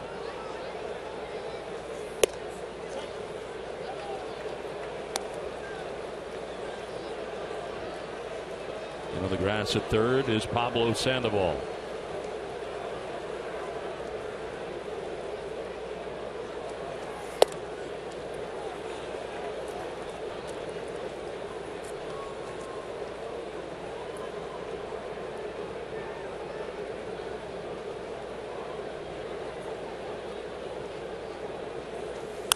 On the ground to second base. Pedroia is right there for the 1st out of the inning. Now, for every Red Sox game that goes into extra innings or the Sox get a save, CVS Pharmacy will make a donation to Children's Hospital towards a $25,000 commitment once again this season. CVS Pharmacy, the official pharmacy of the Boston Red Sox. Well, they're knocking this place down in a couple of years, down and building a new ballpark here in Atlanta. Yeah, ready for 2017 in Cobb County. I actually had a chance to see that today by accident. I heard that. It's kind of strange. I was coming out to the ballpark with our statistician for this trip, Robert Levine, and the car took us. He said take us to the ballpark, so he took us to the brand new ballpark, which is just being built. I mean, it's a bunch of dirt. It's a bunch of just cables that are going up, and the driver didn't quite understand that this isn't where we want to be. We want to be at Turner Field. Why would your driver bring you to a ballpark that's not going to be ready until 2017? I can't answer that question. I don't know, but it was very interesting to be there, and it's really out in the middle of nowhere. I'm not familiar with this area at all, but there was nothing at all around it. But I was almost doing a game from a construction pit tonight. Could you see any structure at all? Yeah, I did. Yeah, a lot of concrete and a few girders going up, but I mean, it's out in an area where it's really going to have to be built up, because there really is nothing at all around, and there's going to be a lot of stuff when they get done. It's going to be similar to what Patriots Place is now at home, from what we understand. It's going to be 41,000 folks attendance-wise there in the upcoming stadium. I'm a little surprised because this place right here is not in bad shape at all. Not at all. Not even 20 years old. Like Turner Field a lot. 3-2 pitch is nubbed. Off the mound is Kelly. Throws a seed to first base for out number 2 of the inning as Cameron Maybin retired. That probably brought Napoli back to his catching days right there, trying to make that catch from Kelly. It's time now to step into the judgment-free zone, Jerry, presented by Planet Fitness. Less than 20 years ago, the Braves played their first game here at Turner Field. Already set to move to a new ballpark. SunTrust Park is the name of the place you visited today. Expected to be open for the 2017 season. Is that the new place? That's the new place. It didn't look like that today. It didn't look like that today at all. It will in 2017. And I thought we got there quickly, Yeah, because it's not far from where we stay. No, and we didn't come from through downtown, so I thought this guy had a special way to get here without going through downtown. To avoid the city entirely is virtually impossible to do to get to Turner Field. Here's more of what's going to be around there. They're going to have hotels. They're going to have all kinds of stuff. There's a lot built up around there. Food, restaurants. There's nothing there now. I mean, really nothing. The Chop House Gate will be there in 2 years. 0-2 to Freeman.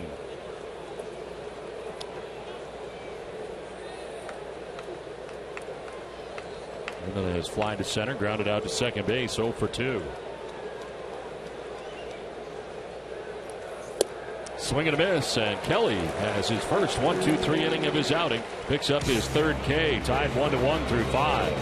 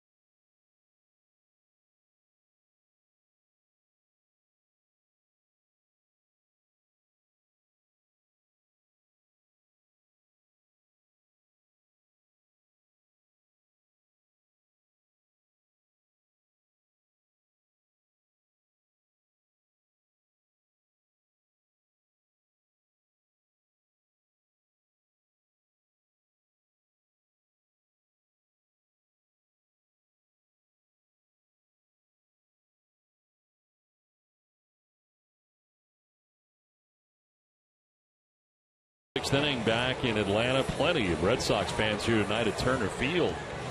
And some of the younger fans here as well. As Alex Wood returns to the mound here for the 6th inning. His pitching line is brought to you by your Eastern Lexus dealers. 5 innings, 4 hits, 1 run. It was unearned. 2 walks and 5 Ks. 80 pitches deep into his outings. He starts the 6th inning, and he will face Pablo Sandoval, Mike Napoli, and Mookie Betts. Sandoval singling to left in the 2nd, reached on an error in the 4th.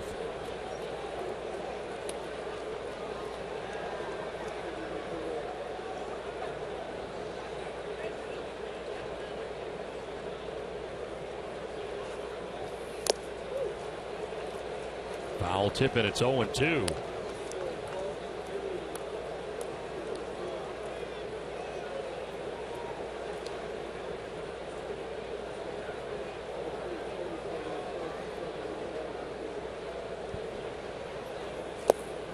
Sandoval goes chasing and strikes out. 6 strikeouts for Alex Wood, and the first out of the 6th inning. That gets ahead of Pablo, goes breaking ball away, down off the plate, gets him to chase, and picks up the strikeout. So first time he has struck out Sandoval tonight. That's what you can do to him when you get ahead, just throw those pitches way off the plate.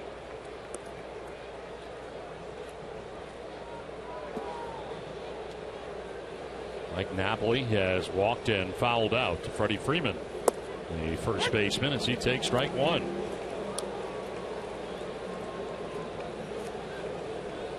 Mike didn't particularly like the call.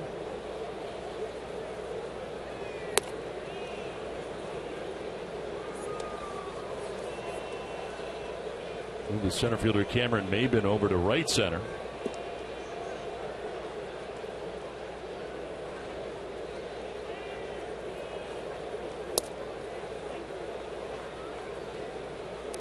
Now 5 in a row retired by Alex Wood.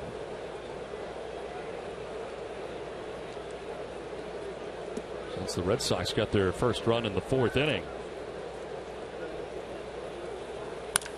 Fly ball struck pretty well out towards deep left center field for Napoli, and it is out of here.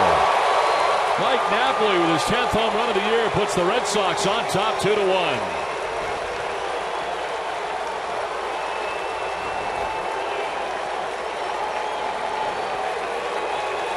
We are so used to seeing Napoli see pitches away from him. This time, I believe this was a changeup that stayed down in the zone and out over the plate.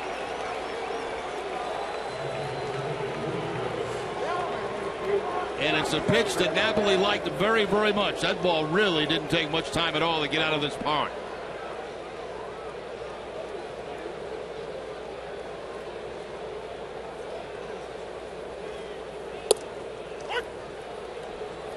That's strike 1 to Mookie Betts. Mike Napoli into double figures now in home runs, his 10th of the season.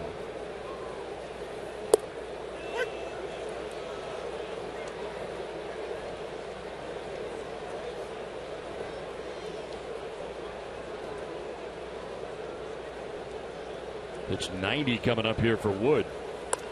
And it is fouled off to the left, out of play. Here's the pitch to Napoli. Changeup, stays down, stays middle. And that's a pitch that he could drive a long way. Been a long time since he's seen a pitch like that. 43 at bats in between home runs for Mike Napoli. This is chop foul again, still 0-2. Pitcher knows right away, too. You can see the smirk on his face. Oh, no. I just gave up a long one.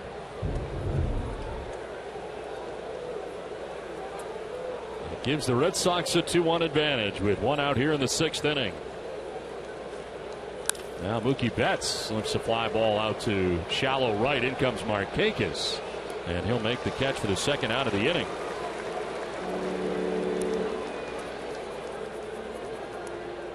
So Mookie's retired. It brings up Blake Swihart. Struck out swinging in the 2nd inning and walked in the 4th inning.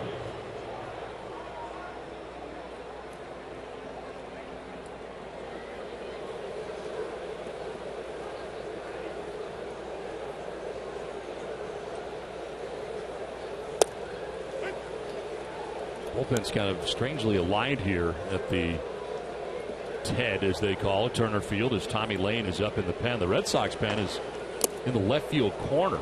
You can't really see it from where we are. And then the Braves pen is in right field, more towards right center. Swihart chases that, strikes out. But the Red Sox, on a home run by Mike Napoli, have taken a 2-1 lead.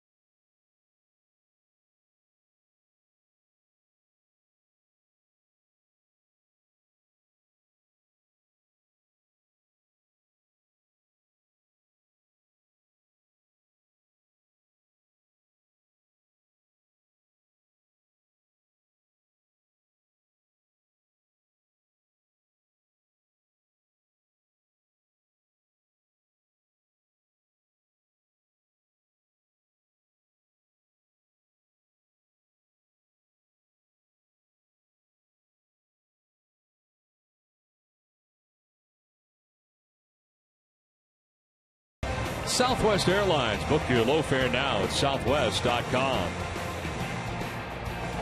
That's on to the bottom of the sixth inning back at Turner Field. 2-1. The Red Sox have the lead over the Braves now. As Joe Kelly starts this bottom of the sixth inning, Red Sox have new action in the pen. Robbie Ross Jr. is now up. Tommy Lane had been up last inning. Here is Nick Markakis to lead it off. And a pitch in there for strike one.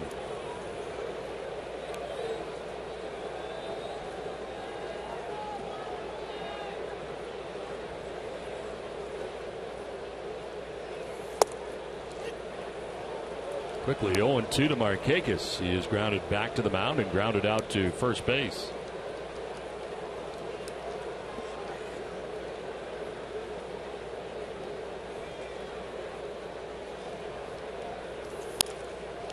Sends this one on a line foul. Still 0-2.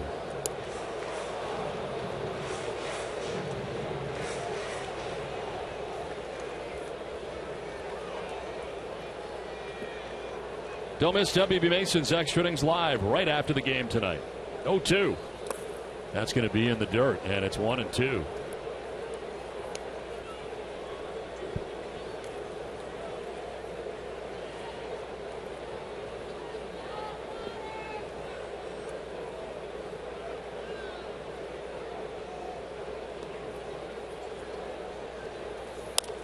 Line down the left field line, foul again.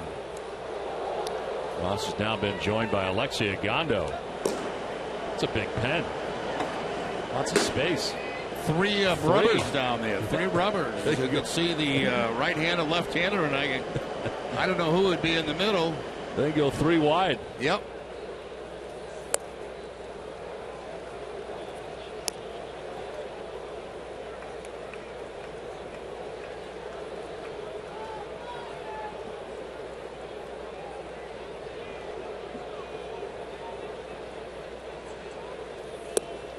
Up and away, and it is a full count.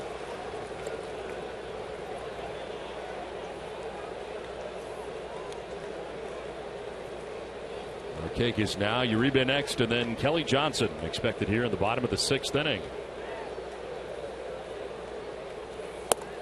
There's ball 4. Lost him. Got ahead of him. 0-2, but walks the leadoff hitter. Second time in this game that Joe Kelly's done that, and that's the 3rd walk that he's allowed.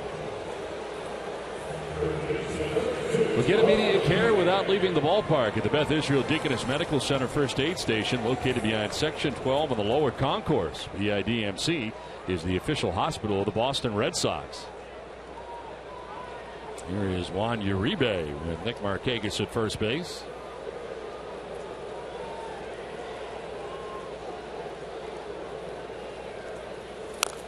Fouls it off the shoe tops for strike 1.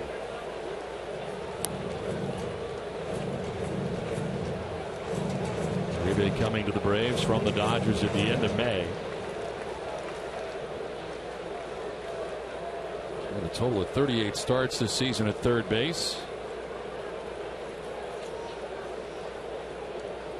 Did make an error earlier in this game, but usually very sure-handed down there at third base. In fact, since 2011, he leads the majors with a .978 fielding percentage as a third baseman.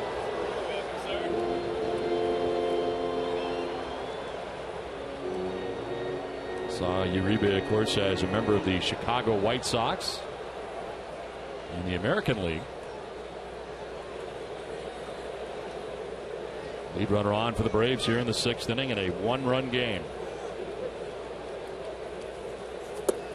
Uribe thought about it, but he takes the ball. 1-2.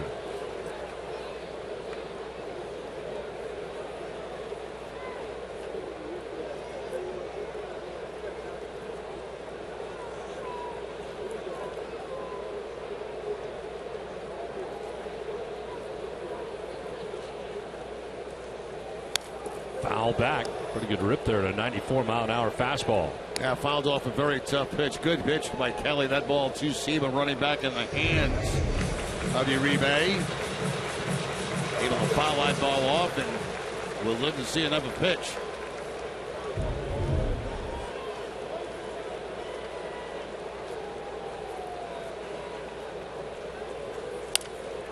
Foul off the right side again and away. It's also tough to strike out. He has struck out in the game tonight, but that's only the 24th time this year that he has struck out. Kelly Johnson on deck. Nobody out here in the bottom of the 6th inning. Even hundo for Joe Kelly. 118, his season high. Did he go? No. Larry Vanover, first base umpire.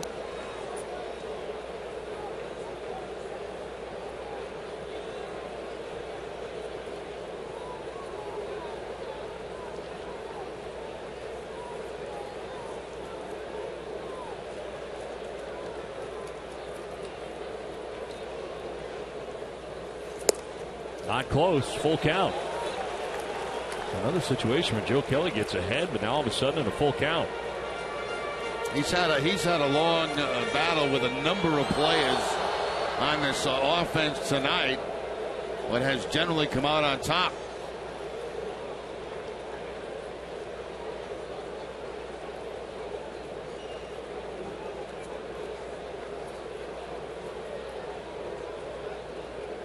Runner goes. Ground ball towards second. Pedroia can't pick it, and he'll get into center. So first and second with nobody out. Pedroia headed towards the bag, was thinking two. Grab it, tag the bag, and go to first for the double play. Instead, can't make the play. Yeah, one thing you're taught as a second baseman in that situation where the runner's going to go try to hold your ground and then go to the bag, and Pedroia tries to play the tough hop, the in-between hop, and that ball goes right off the heel of his glove. He wanted to catch the ball, step on the bag, go to first. Instead, it turns into a bad hop for him. He played it into a bad hop, and that's going to be it for Joe Kelly.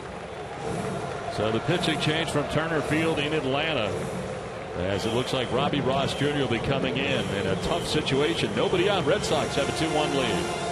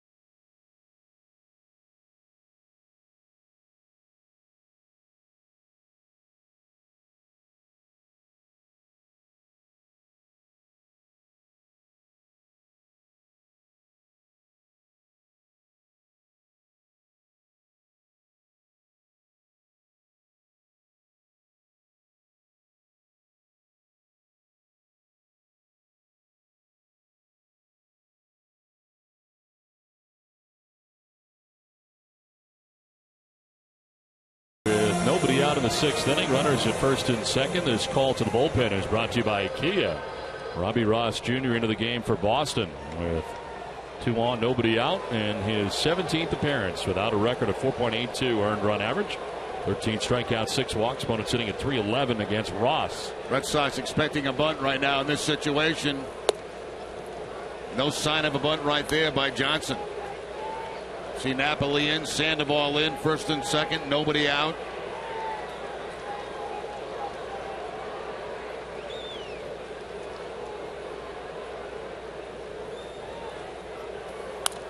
Flares it foul off to the left out of play. 1-1. There's action behind him in the pen. Alexi Ogando still warming.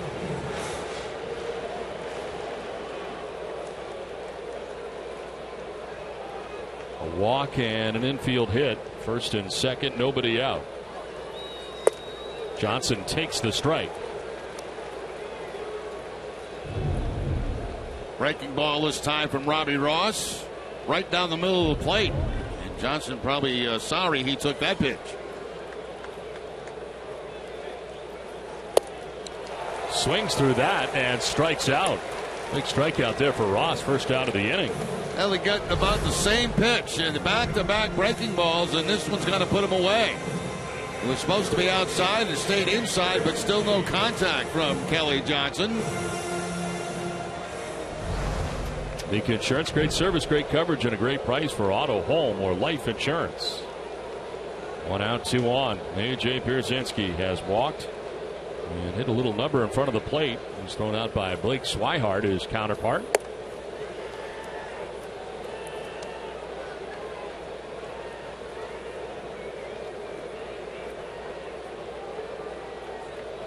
Markakis at second, Uribe at first. Pierzynski will send a one-hopper off the glove of Pedroia to second for 1. On to first. Not in time. They do get the play at second base, though, in Uribe. Pedroia could not field it cleanly, but stayed with it and flipped to second for the force out there. It looked like Dustin was trying to make that play in the air, and I don't know if he got a glove on it in the air and it bounced out. But they do get the force at second base. Here's the, he's trying to make the catch on a sinking line drive in the air. It gets underneath them. They still get the out at second base, but not in time to get the deuce.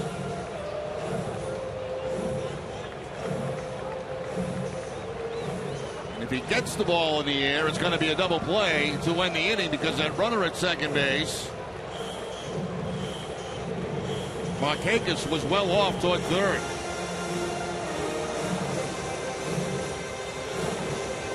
Now the tying run is 90 feet away at third base.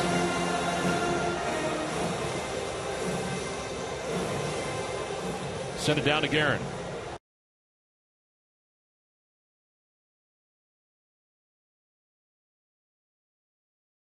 For 3 games against the Orioles before a 7-game divisional road trip to Tampa Bay and Toronto. Don, after this road trip, there's a lot of divisional games coming up for the Red Sox. The Red Sox getting ready to play the Kansas City Royals in Kansas City. You know that's going to be tough coming up here as part of this road trip, as Red Sox making another change here with Alexi Ogando coming in. Robbie Ross Jr. faces 2 batters. It's Kelly Johnson, a strikeout. Pierzynski reaches on a fielder's choice.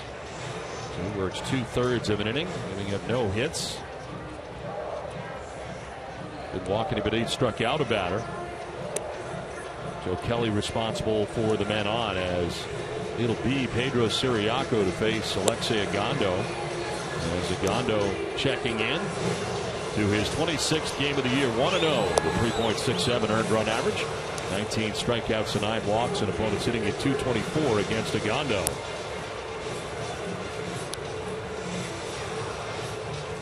Finished the 9th inning Monday against the Braves in the first game of this series, 2/3 of an inning with a strikeout.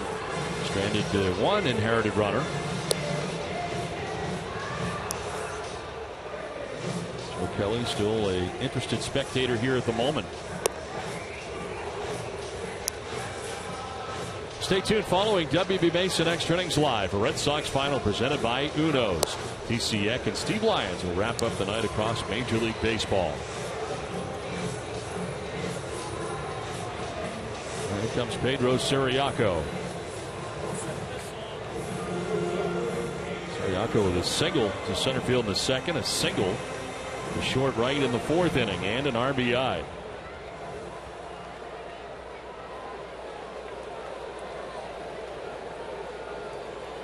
Nick Markakis at third base. A.J. Pierzynski at first base with 2 down.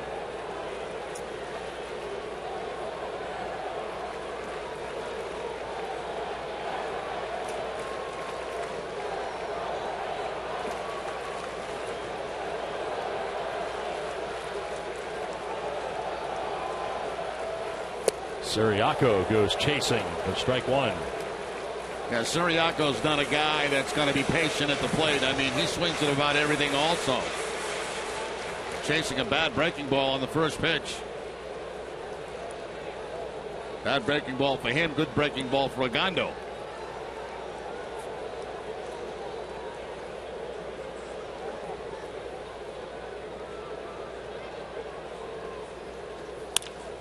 On the ground and by the dive. The Bogarts into left. From third comes Markakis, and the game's tied again. Ciriaco drives it in again. He's driven in both Braves RBIs, and it is now 2-2. Well, he gets the same pitch, but this time it gets more of the plate. And Ciriaco makes solid contact as he gets the ball by Xander Bogaerts. Reaching out, hooking the ball to the outside part of the plate. Able to pick up his third hit of the night, Pedro Ciriaco.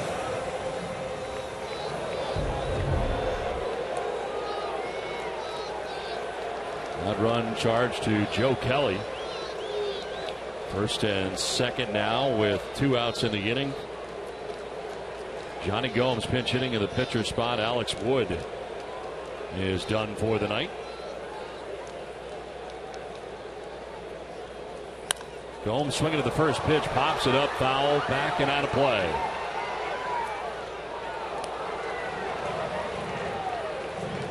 Gomes starting both of the first 2 games of this series at Fenway Park. He's on the bench until now and has been a productive pinch hitter for the Braves. We know he had 6 pinch hit home runs for the Red Sox, but 1 with Atlanta so far.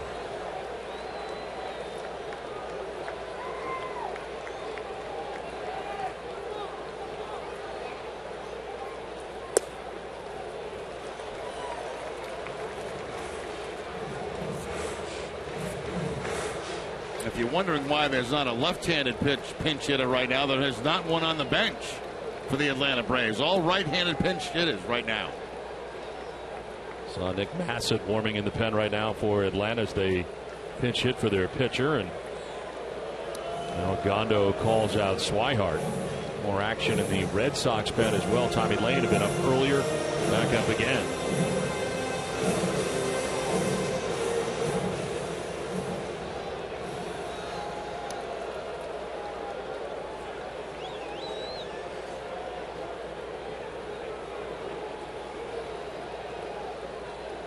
Pierzynski at second, Ciriaco at first, 2 down, a run in.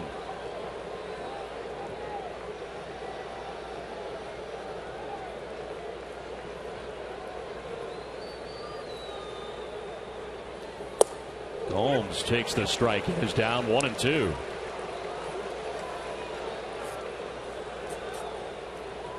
Back to the fastball for Ogando after the meeting with Swihart on the outside part of the plate. Good pitch by Alexi.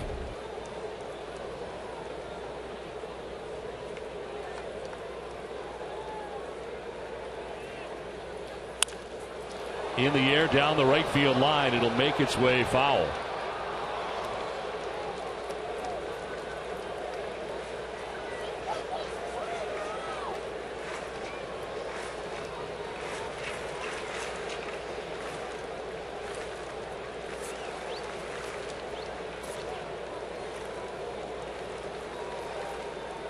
Joe Kelly responsible for A.J. Pierzynski, who's at second base.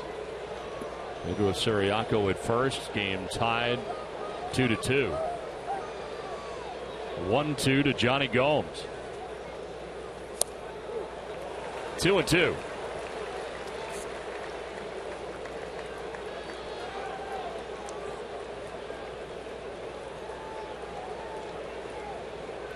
Chase Peterson on deck for the Braves.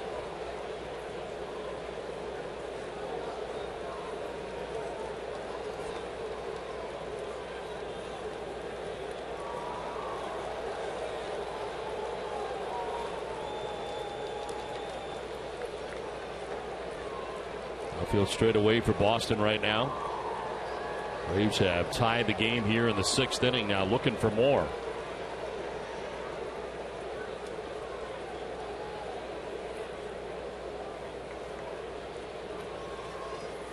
Gomes strikes out. Agondo gets him to end the inning, but we are tied through 6, 2-2.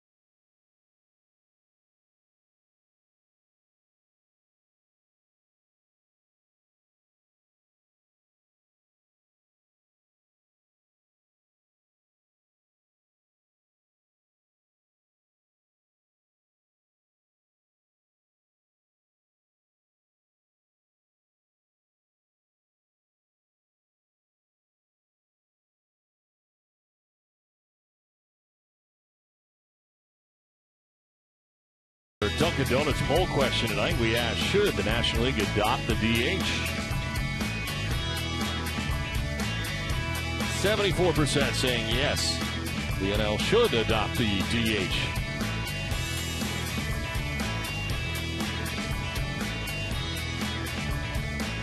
Series of changes here for the Braves as we move along to the 7th inning. Johnny Gomes stays in the game. Now in left field for Atlanta. And Kelly Johnson moving from left field to first base. So Freddie Freeman coming out of the game. New pitcher in the game is Nick Massett. Takes over for Alex Wood. His 21st appearance, 1-1 with a 3.15 earned run average. Rusney Castillo batting in the pitcher's spot to begin things here in the 7th inning. 232, a home run, 6 runs batted in for Rusney. Chop to third. Uribe waits for it to come down. The throw is in time to get Castillo for the first out here in the 7th inning. That is a pitch that Castillo really has problems with. A sinking fastball that's down and inside on him. He can't lay off it. He chases it a lot. The result, ground balls to the infielders. This is a good example right here. You'll see this fastball come back down inside on Castillo. He hits on top of it and tops it down to third base. One down in the 7th inning. Dustin Pedroia 0 for 3.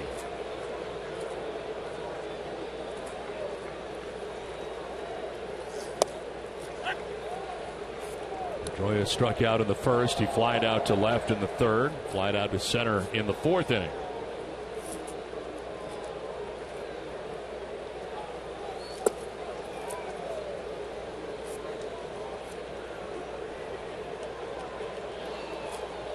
Red Sox have Tazawa up in their pen. We've already seen Robbie Ross Jr. and Alexei Ogando in relief of Joe Kelly.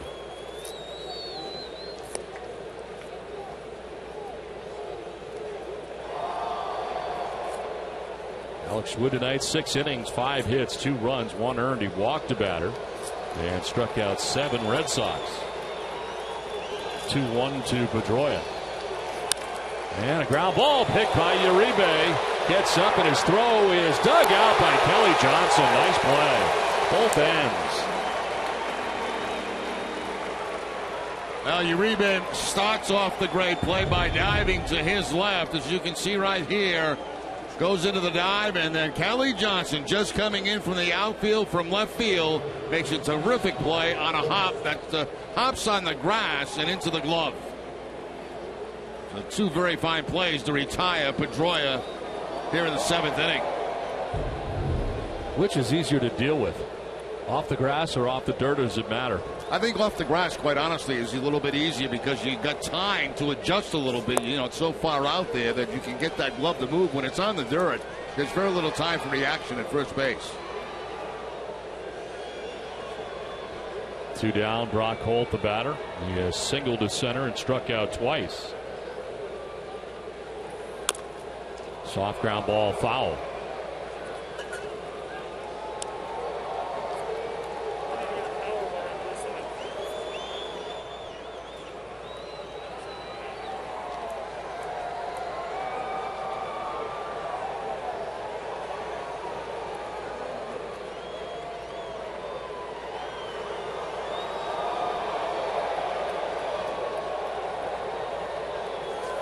Breaking ball grounded up the middle into center field. A base hit for Brock Holt, his 2nd hit of the night.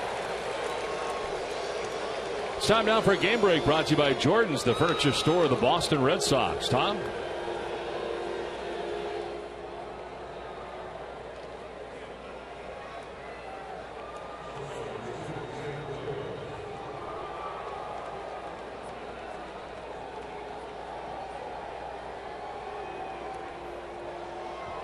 Now Baltimore really heating it up offensively with quite an attack last night. Back at it again tonight. They are just 2 games back of the Tampa Bay Rays. All of a sudden you get a couple of teams playing well in the American League East. We just saw Toronto. They played very well over the weekend against the Red Sox. Xander Bogaerts batting here with 2 outs and a runner at first.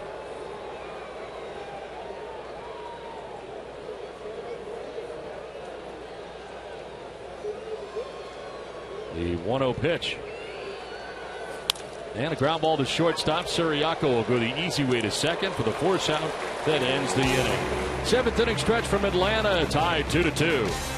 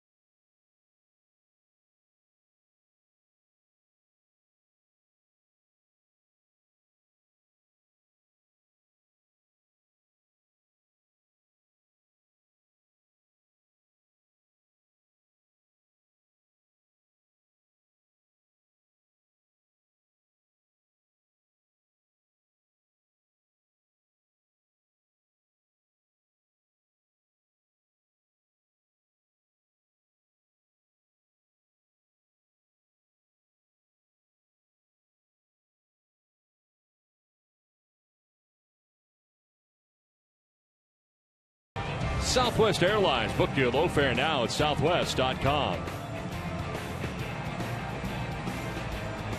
Back in Atlanta, tied 2-2. Both teams with 6 hits. Red Sox have made 2 miscues. The Braves 1. As we play along here to the bottom of the 7th inning, and into the game for the Red Sox is Shinichi Tozawa. 32nd appearance, 0-2 with a 2.51 earned run average. 28 strikeouts to 5 walks, and opponents hitting at 208 against Tozawa. He takes over for Alexia Gondo, who ended up going a third of an inning, giving up a hit and had a strikeout. Well, tonight on NESN Sports Today, Adam and Al will have a live report from day 2 of the Patriots minicamp. And we'll debate whether LeBron James is still the most polarizing athlete in sports. That's tonight after Red Sox coverage on NESN Sports Today, presented by People's United Bank. See what know-how can do. Red Sox fan and a Dave Matthews fan. Doesn't get better than that. And a fan of Don Orsillo. Jace Peterson leading it off here, the top of the order for Atlanta.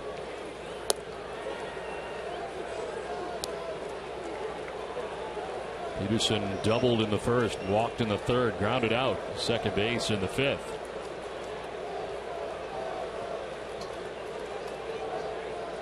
And on the grass at third, Pablo Sandoval. Fly ball to right field. Back goes Brock Holt. He'll have room as he makes the catch for the first out of the 7th inning.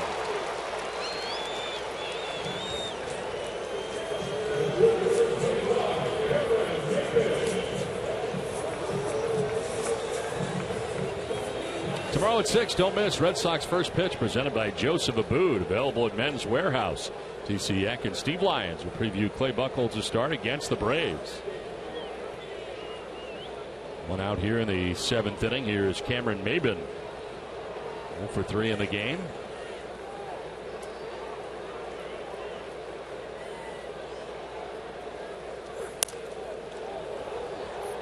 Action for Atlanta in the pen. Jim Johnson up in the pen.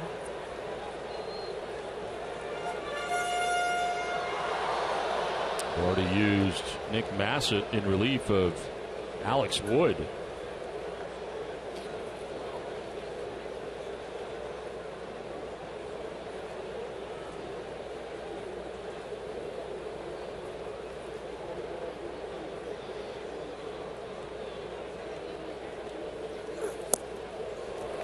Strike 2. A curveball from Tozawa right there, and you know that is the pitch to me that has shown the most improvement this season. We know he's had the good fastball, the good split. Now he also has great confidence in his curveball.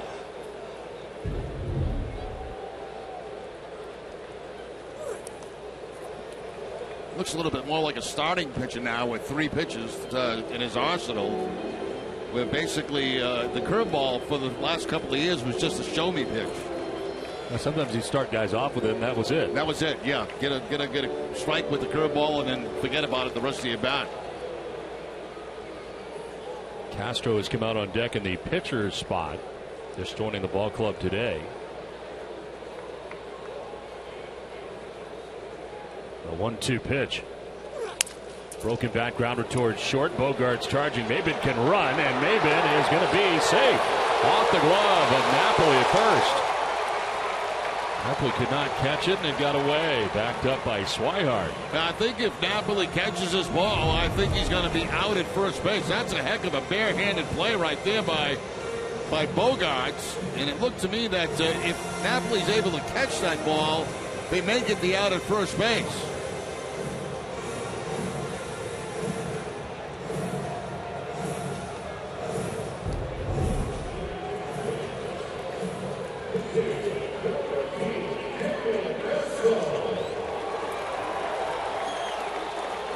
Maybin at first with 1 out. It's a base hit for Maybin.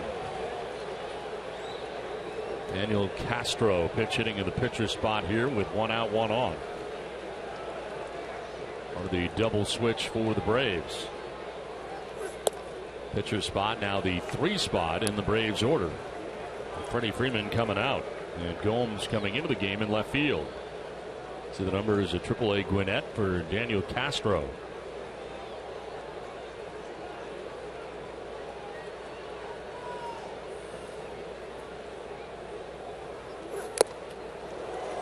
Foul tip, 1-1. I look for something to happen here, whether it be a steal, a hit and run, trying to get some motion going with a 2-2 score late in the game. Speed at first base. Though Castro, I must say, was overmatched by that fastball.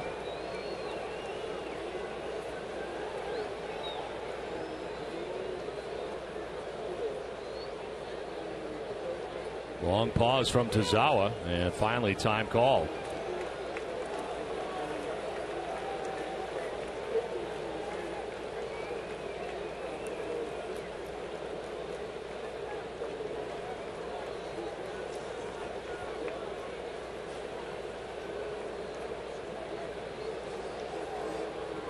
Throw to first, and diving back is Maben.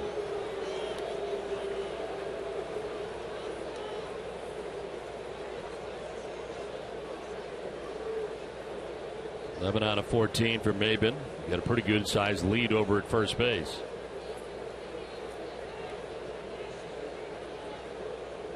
There he goes. Castro swings away, grounds it toward vacated right side.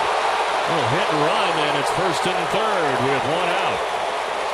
It just made all the sense in the world because speed at first base, contact hitter at the plate, 2-2 ball game late in the game. You got to make something happen, and the Braves do. Ball hit to the right side. Pedroia was covering second base and was wide open, and they play a little hit and run. Now, there's a runner off. Pedroia goes to second base, wide open hole, first and third situation.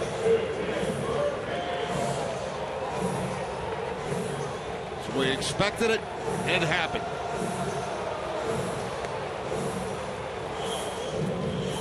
First and third, one down, and Nick Markakis coming up here for Atlanta. First career hit for Daniel Castro, called up before the game today.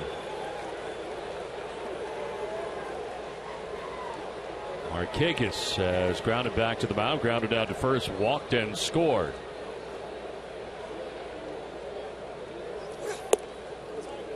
There's ball one and a close pitch. That's a good pitch. That should have been a strike.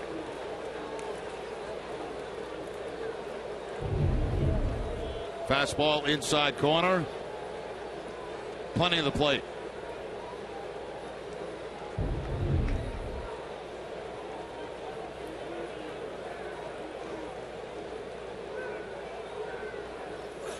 Markakis left side and through. From third comes Maben. He'll score the go-ahead run. Atlanta takes a 3-2 lead. RBI single for Nick Markakis.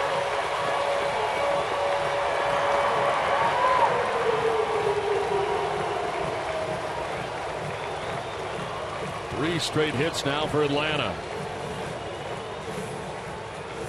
I'll tell you what I would do. Well, I got the Red Sox back in their heels. We're going to take a look first at Markakis right there. Split-fingered fastball, off balance, but still makes contact going to the opposite field.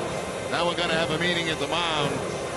Well, I get the Red Sox on their heels. I keep the pressure on. I go first and second, hit and run. Carl Willis headed out there now to talk it over with Tazawa, who got the first out of the inning in Peterson. But then three straight hits and a run here for Atlanta. Tommy Lane up in the Red Sox pen.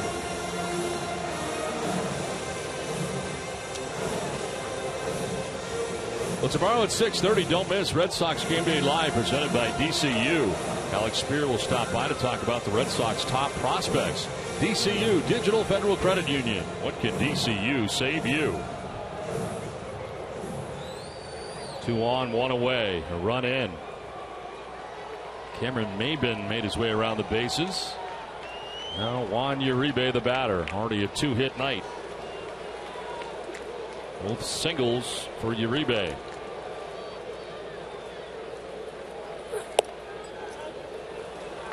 Another close pitch, another ball.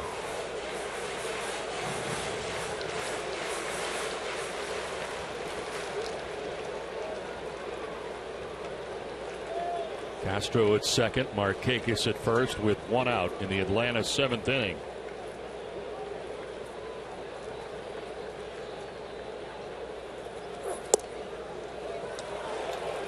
Two 2-0.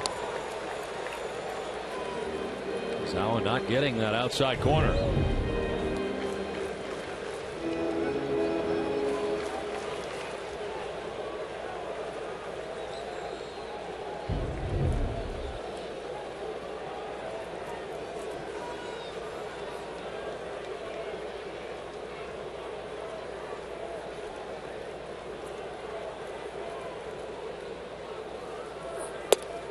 Breaking ball missing. Also close. 3-0. Uribe may have the green light here. 3 balls, no strikes. He's been a hot hitter recently, and there's no reason not to give it to him. There's the breaking ball right there. Curveball, not a good one from Tazawa.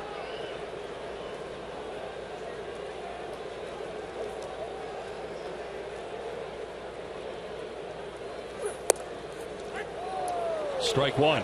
He was taken all the way.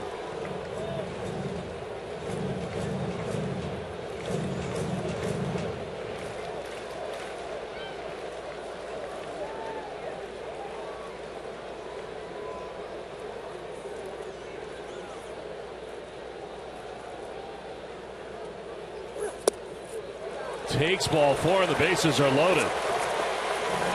First walk given up by Tazawa.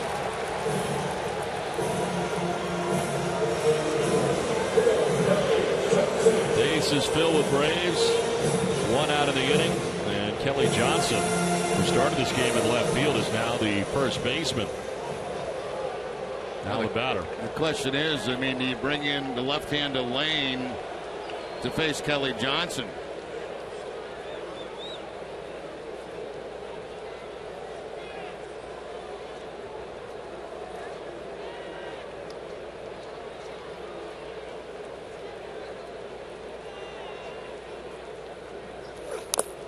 Swinging a foul tip for strike 1. Kelly Johnson in his career 0 for 3.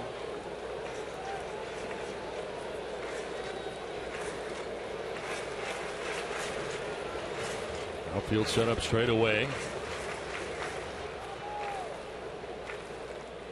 Johnson flied out to center in the 2nd, popped out to short in the 4th, struck out swinging in the 6th inning.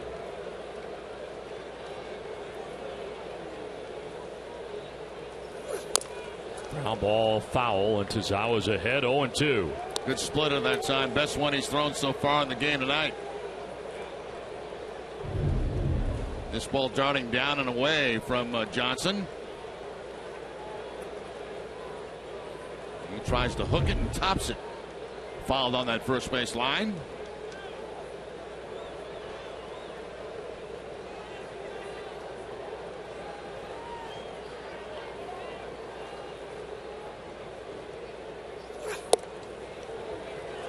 In tight for ball 1. Inning started with Peterson flying out to right. Maben reached on an infield hit. Daniel Castro got his first major league hit, and a hit and run. Single by Markakis scored a run, and then the walk by Uribe to load the bases. Braves have a 3-2 lead. In the dirt, gets away from Swihart, but not far enough away as he kicked it up the third base line for Castro to try it. Yeah, that's the fortunate thing there for the Red Sox. They catch a break because that ball rolling up the third base line is going to hold the runner at third base. There's the curveball again in the dirt, and a very good job by Swihart. Comes back, hits him on that left shoulder, goes up the third base line. He's got his eye on the runner the whole time.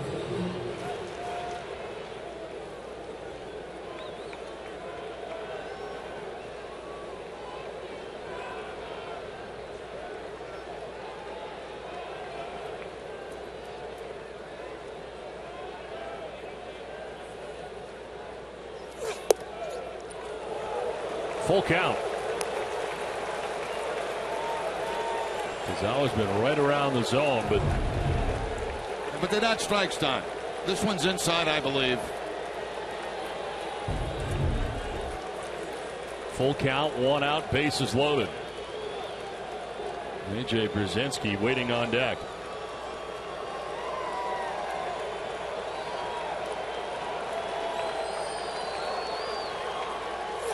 Johnson on the ground to first base. Napoli's coming home, and that throw is low, but dug out and the tag applied.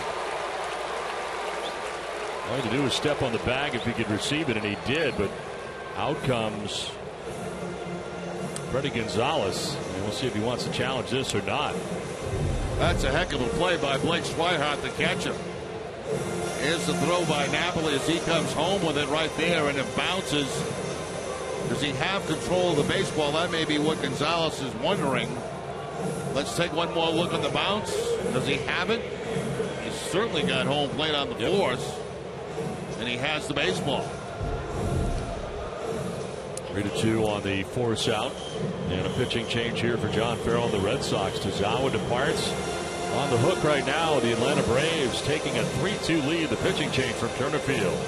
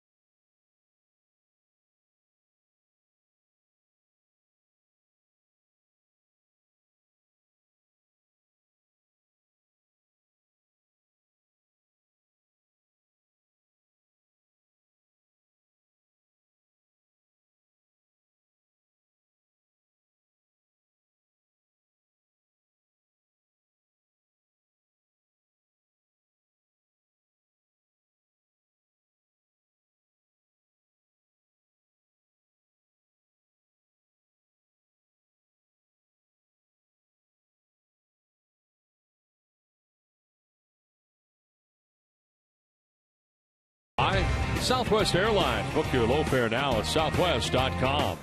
Your local Subaru dealers. Digital Federal Credit Union. See what DCU can save you. And by the Kia Sorrento. Back in Atlanta and Turner Field, where the Braves have a 3-2 lead now. They have scored a run and are looking for more. They have reloaded the bases. A.J. Pierzynski facing Tommy Lane and taking ball one. Pierzynski trying to get hit by that pitch. You saw that right leg. He didn't move it at all. 26th appearance for Lane. 0-1 with a 3.05 earned run average. Well, it's hitting at 203 against Lane.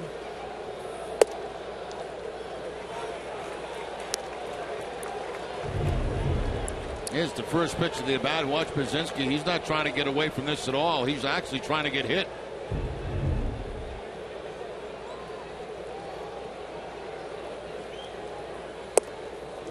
There's a strike at the bottom of the zone.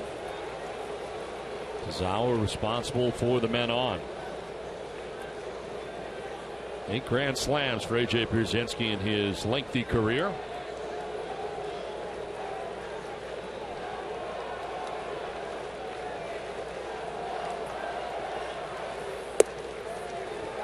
Three and one.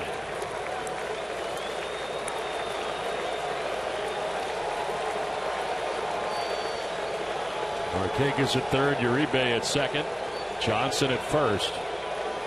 2 outs in the inning. And Pierzynski will walk, and here comes another run. From third is Nick Marquez, and the Braves take a 4-2 lead as Lane walks in a run.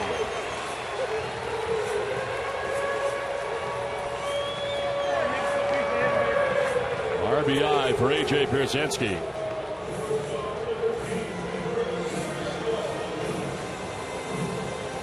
So a 2-run lead now for the Braves. It's been a good night for Pedro Siriaco, the former Red Sox infielder who has gone 3 for 3 in the game with 2 RBIs.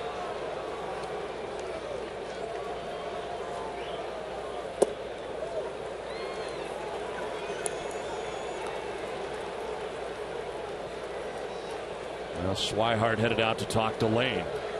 They're trying to calm him down a little bit. He is having a difficult time finding the strike zone right now. And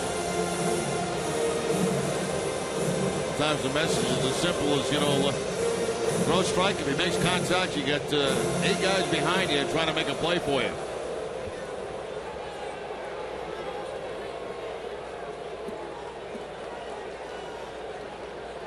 One-0 pitch coming here to Siriaco.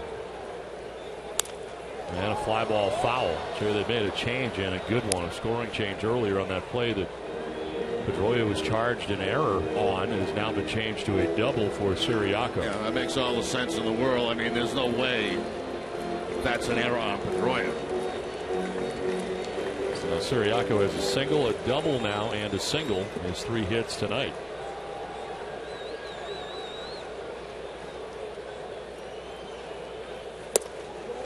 Did he go? No, says Larry Vanover.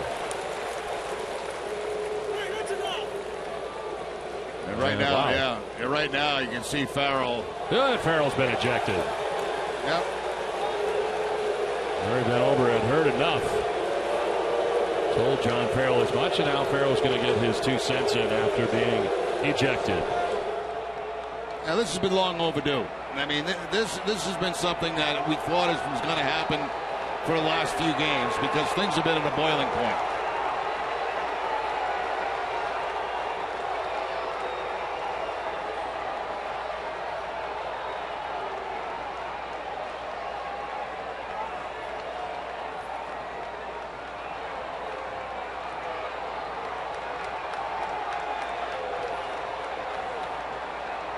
And right now for John Farrell, things are boiling over. You see Vanover letting Farrell have his say, then Vanover comes back with something, and I mean, I don't know how long this can go on. He's already been thrown out of the game, so just walk away. And that's what he does now.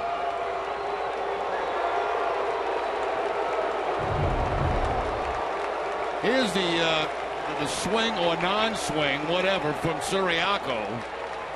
They ask at first base. They say he doesn't go. The yelling in the dugout.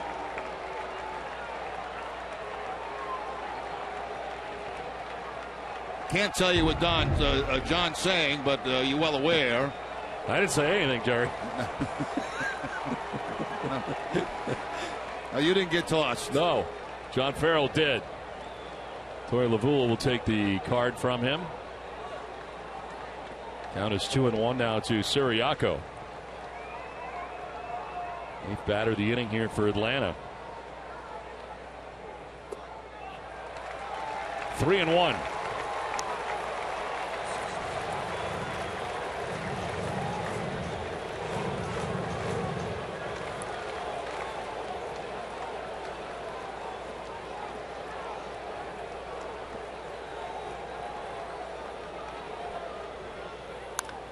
Fly ball, left center field. Bats underneath it. And the inning is over, but the Braves get 2 and take a 4-2 lead to the 8th inning.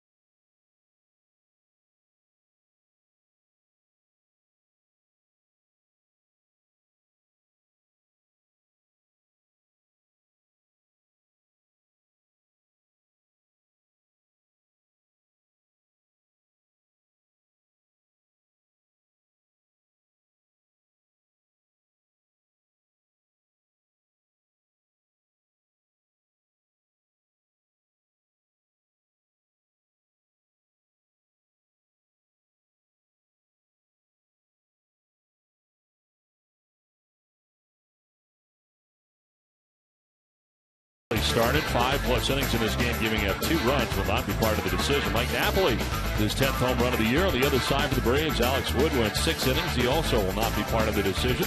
Siriaco, 3 for 4 in this game. Nick Markakis, 1 for 3 in the Braves, with 2 runs in the bottom of the 7th inning, have taken a 4-2 lead to bring on their 3rd pitcher of the night, former Baltimore Oriole and Oakland A, Jim Johnson, into his 33rd game of the year, 2-3 with a 2.97 earned run average, 25 strikeouts to 10 walks, and opponents hitting at .235 against Jim Johnson. Hanley Ramirez to lead it off for Boston, with the Red Sox now trailing by 2.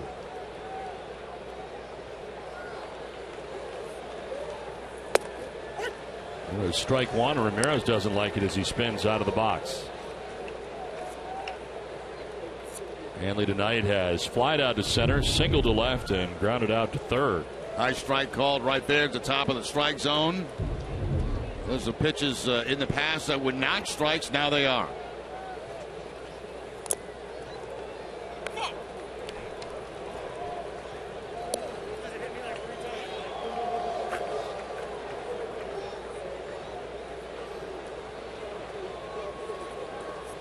Braves have left 10 men on base. The Red Sox have left 7 as the Red Sox bat here in the 8th.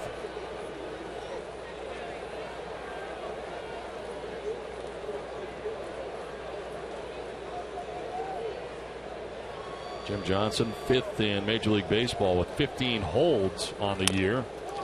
Chop to first base. Johnson's going to have to cover, and he does for out number 1. Be sure to follow Nesson on Instagram to see all sorts of cool pictures this Red Sox season. Our followers continue to grow every day. Let's see if we can get to 50,000 before the end of the summer. Follow Nesson on Instagram today. 1 out. Jim Johnson covering. Uribe giving him a little extra time, heading over to the mound and talking with him. But Johnson's good to go here with 1 out. Pablo Sandoval coming up. Sandoval singled to left in the 2nd, reached on an error by Uribe at third base in the 4th, and struck out in the 6th inning.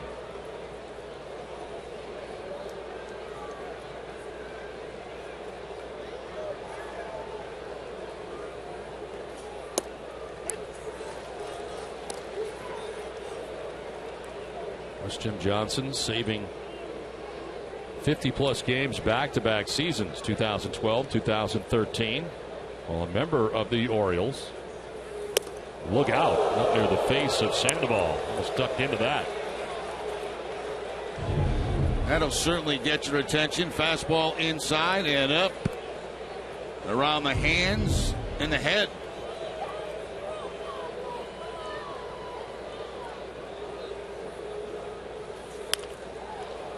Foul off to the left, out of play. Red Sox have action in their pen. Left-hander Craig Breslow warming. Already used Ross, Agondo, Tazawa, and Lane in relief of Joe Kelly. Right off to this point for David Ortiz.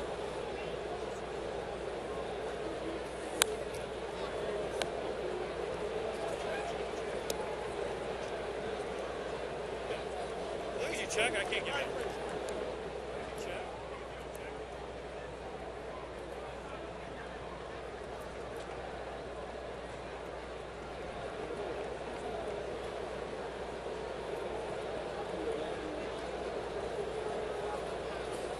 Sandoval reaches out and gets a base hit to left field. His 2nd hit of the night. A 1-out single for Pablo Sandoval. Well, they stayed with fastballs early in the count against Sandoval. Then they try to go to the breaking ball against him. He does a good job staying back and slapping it the other way for the base hit.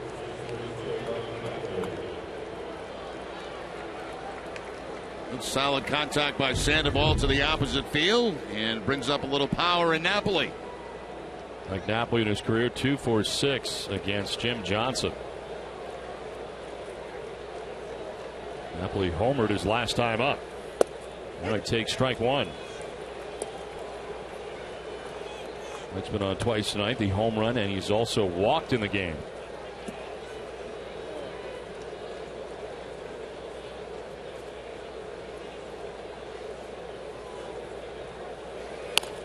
On the ground to third base, Uribe goes to second for one, on to first for two. Double play ends the inning. Around the horn go the Braves. They lead at 4-2.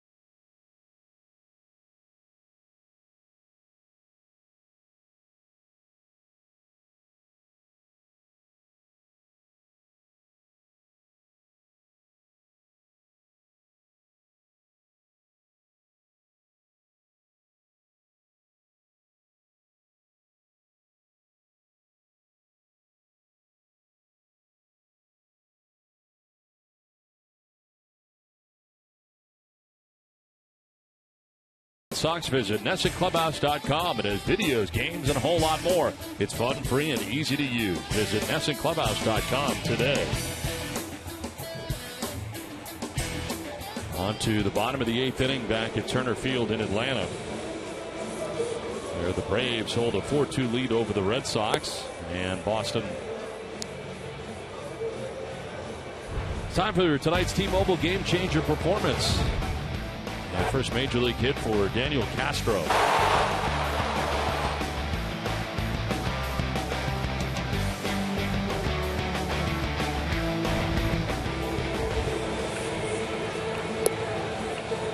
New pitcher for the Red Sox, Craig Breslow, into the game. Takes over for Tommy Lane. Lane ended up going a third inning and walked a batter, and a batter fly out. The 2 runs the Braves got in the bottom of the 7th inning charged to Tazawa, who's now on the hook in this game. As Breslow appears in his 19th game of the year. On a record, a 4.03 earned run average, 18 strikeouts at 10 walks. And opponents hitting at 289 against Breslow. Johnny Gomes will be the first batter that he will face. Gomes' second at bat of the night. He pinch hit in the 6th inning and struck out swinging.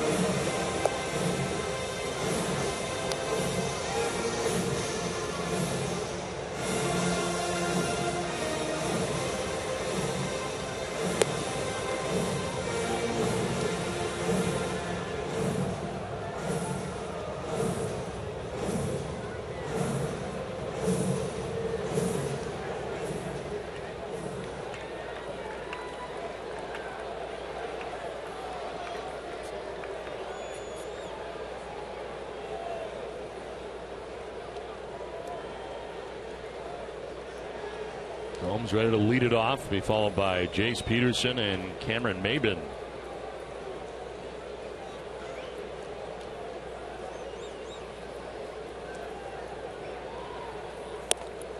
High for ball 1. So the Red Sox pen tonight has been busy. Joe Kelly went 5+. 2 runs. Ross, Gondo, Tazawa, Lane, now Breslow. And it's a ball and a strike to Johnny Gomes. Last time we saw Breslow was in the 9th inning on June 4th. So it's been a long time in between outings. Chris Breslow was gone a couple of days on a paternity leave, but still has not pitched since the Red Sox were home against Minnesota on June the 4th. He went an inning. Allowed 2 inherited runners to score that were charged at the time to Koji Uehara. Falls behind 3-1. Closer up for the Braves. Jason Grilli getting ready. As Johnson worked the 8th, it'll be Grilli in the 9th. Ball 4 and a leadoff walk for Johnny Gomes.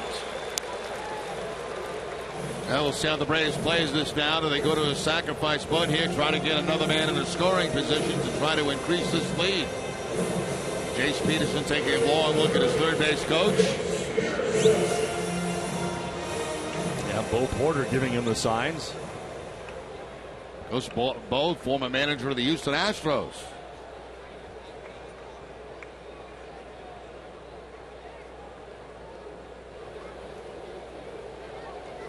Peterson is bunting, drops it towards second base. Pedroia is flipped to first, is just in time. Nice play by Pedroia.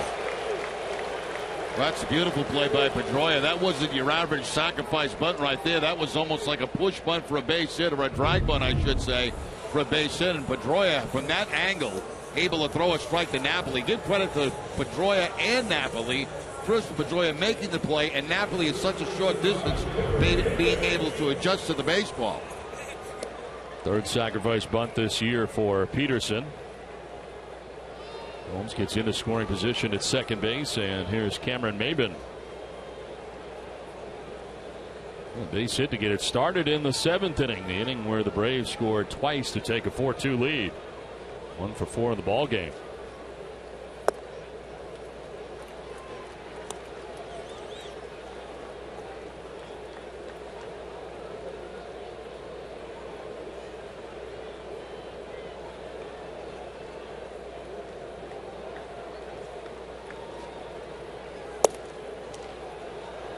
Two and 0. Chris Johnson has come out on deck for the pitcher's spot.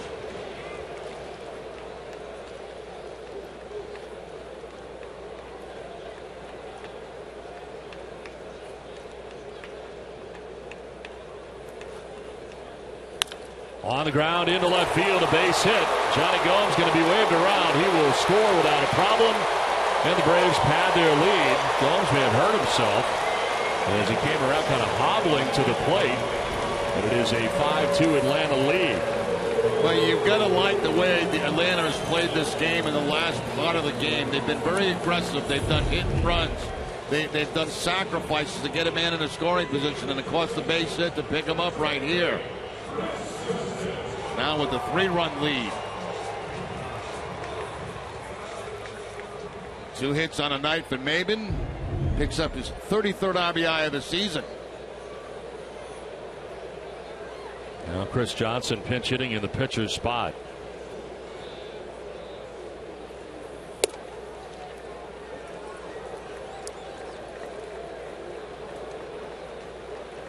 .239 on the year, a home run, 7 runs batted in.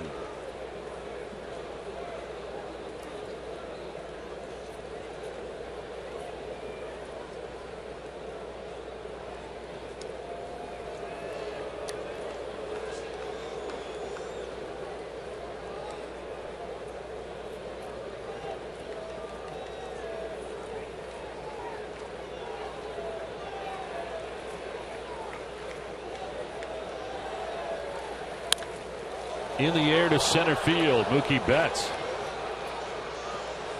For the second out of the inning, no advance at first for Maybin, 2 down.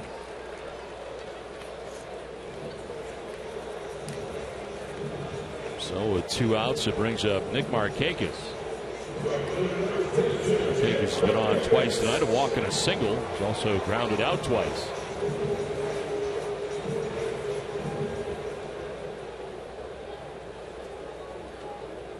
28,982 on hand here tonight. 28,982 for the third of this 4-game series, home and home, between the Red Sox and the Braves.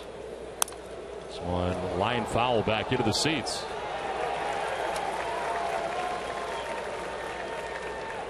Final game of the series tomorrow night. Clay Buchholz matched up against Shelby Miller. Miller's been very good this year. The right-hander 5-2 with a 2.02 ERA. Buchholz 3-6, 4.22 earned run average. Finale of this home and home series.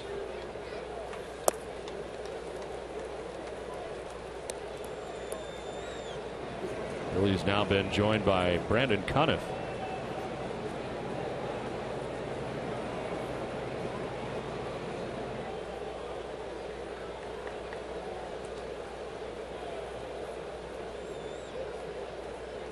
Runner goes on a 1-1, a swing and a miss. The throw is going to hit the runner. And Maben has a stolen base. Pressure again put on by the Atlanta Braves with the steal. Breslow has a fairly deliberate move toward first base and home plate. And you can see Maben taking advantage of that. It's almost like a pitch out how high it was, but the ball's going to hit him as it goes towards second base, and he picks up the steal. That's steal his 12th of the season.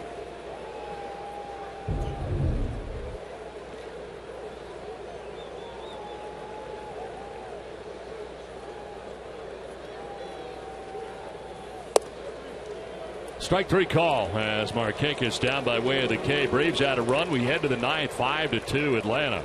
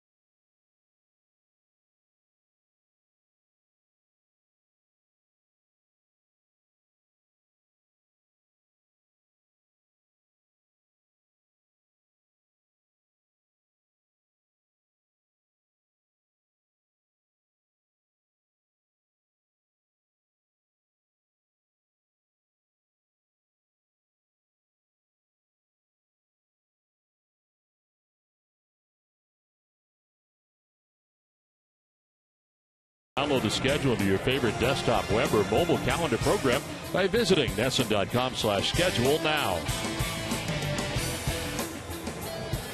Ninth inning back at Turner Field in Atlanta, 5-2. Braves have the lead over the Red Sox now.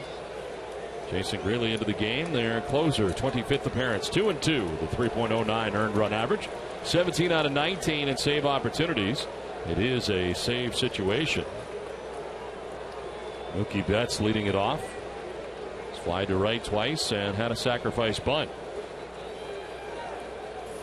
He'll take strike one.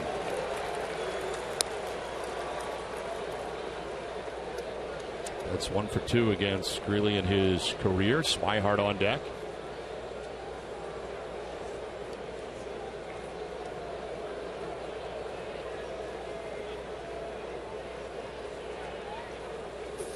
That's to left and a base hit to begin the ninth. So Mookie Betts with his first hit of the night. Now Mookie now with a 5-game hitting streak, but more importantly gives the Red Sox a shot here in the 9th inning with the leadoff man on.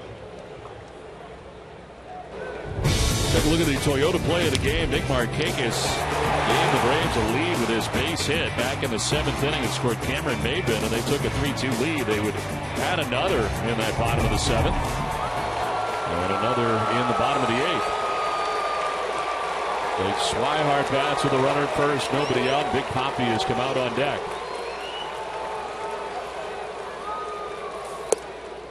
Strike one.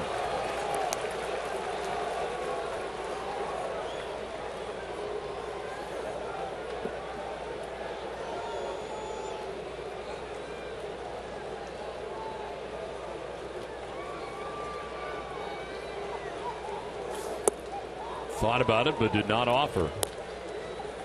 Swihart struck out in the 2nd. He walked in the 4th, struck out in the 6th inning.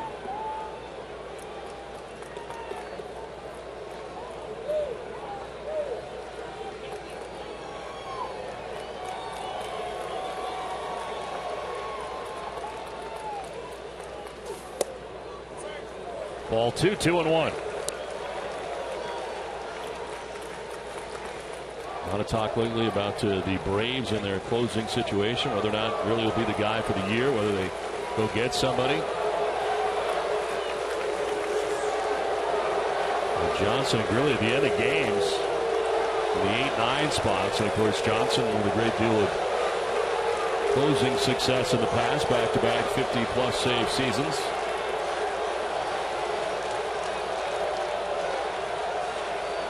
As Kimbrel traded away prior to the season. 2-1 pitch coming.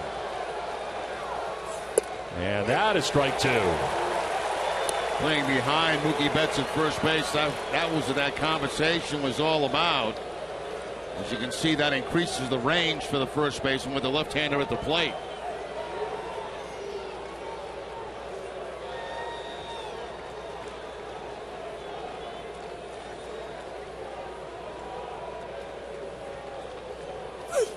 Swing and a miss, and Swihart is out number 1 of the 9th inning on a strikeout. 3rd time tonight he has struck out. Here comes David Ortiz. 0 for 3 against Grilli in his career. 3 walks.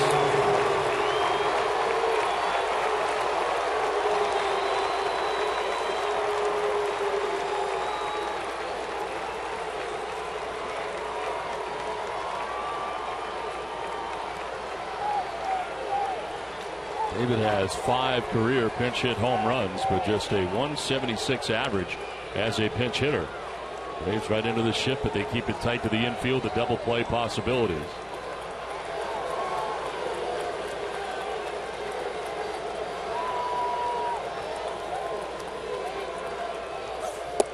Strike 1.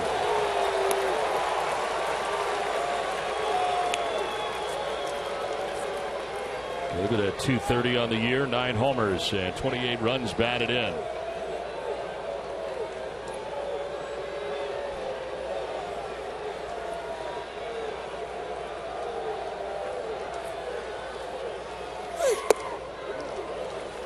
.94 and up and in.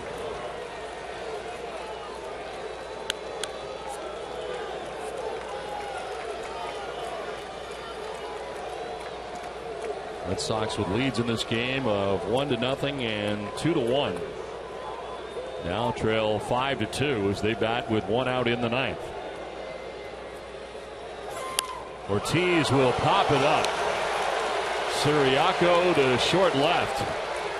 Puts it away, 2 down.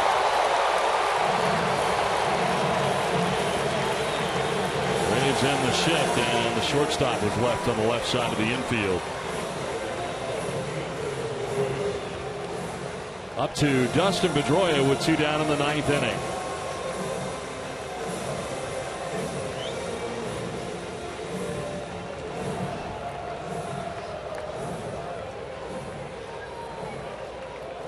Old for 5, 2 Ks against Grilli in his career. Now, if you're Mookie Betts at first base, you go ahead and take second. That eliminates at least a force play at second base on a tough ground ball to the infield. They're not holding him on. Just go to second base.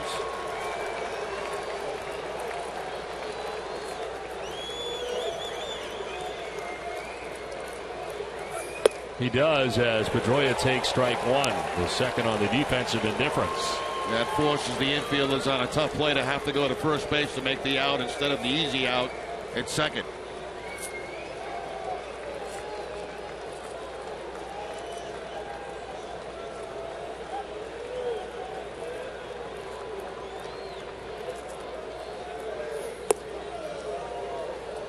Didn't miss by a lot, 1-1.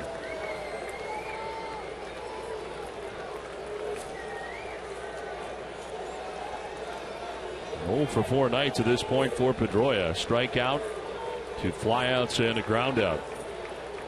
5th AB of the night. Breaking ball is popped up, playable right side. Kelly Johnson makes the catch, and the ball game is over. The Atlanta Braves have taken 2 of the first 3 games of this home-and-home 4-game series, and tonight they beat the Red Sox 5-2 in this game. As we have 1 game left in this series against the Atlanta Braves. Braves bullpen doing a good job in this ball game against the Red Sox. Combination of Bassett, Johnson, and Grilly. Grilly picks up another save as the Red Sox drop this one 5-2. And we send it back to Boston and Tom Caron. TC?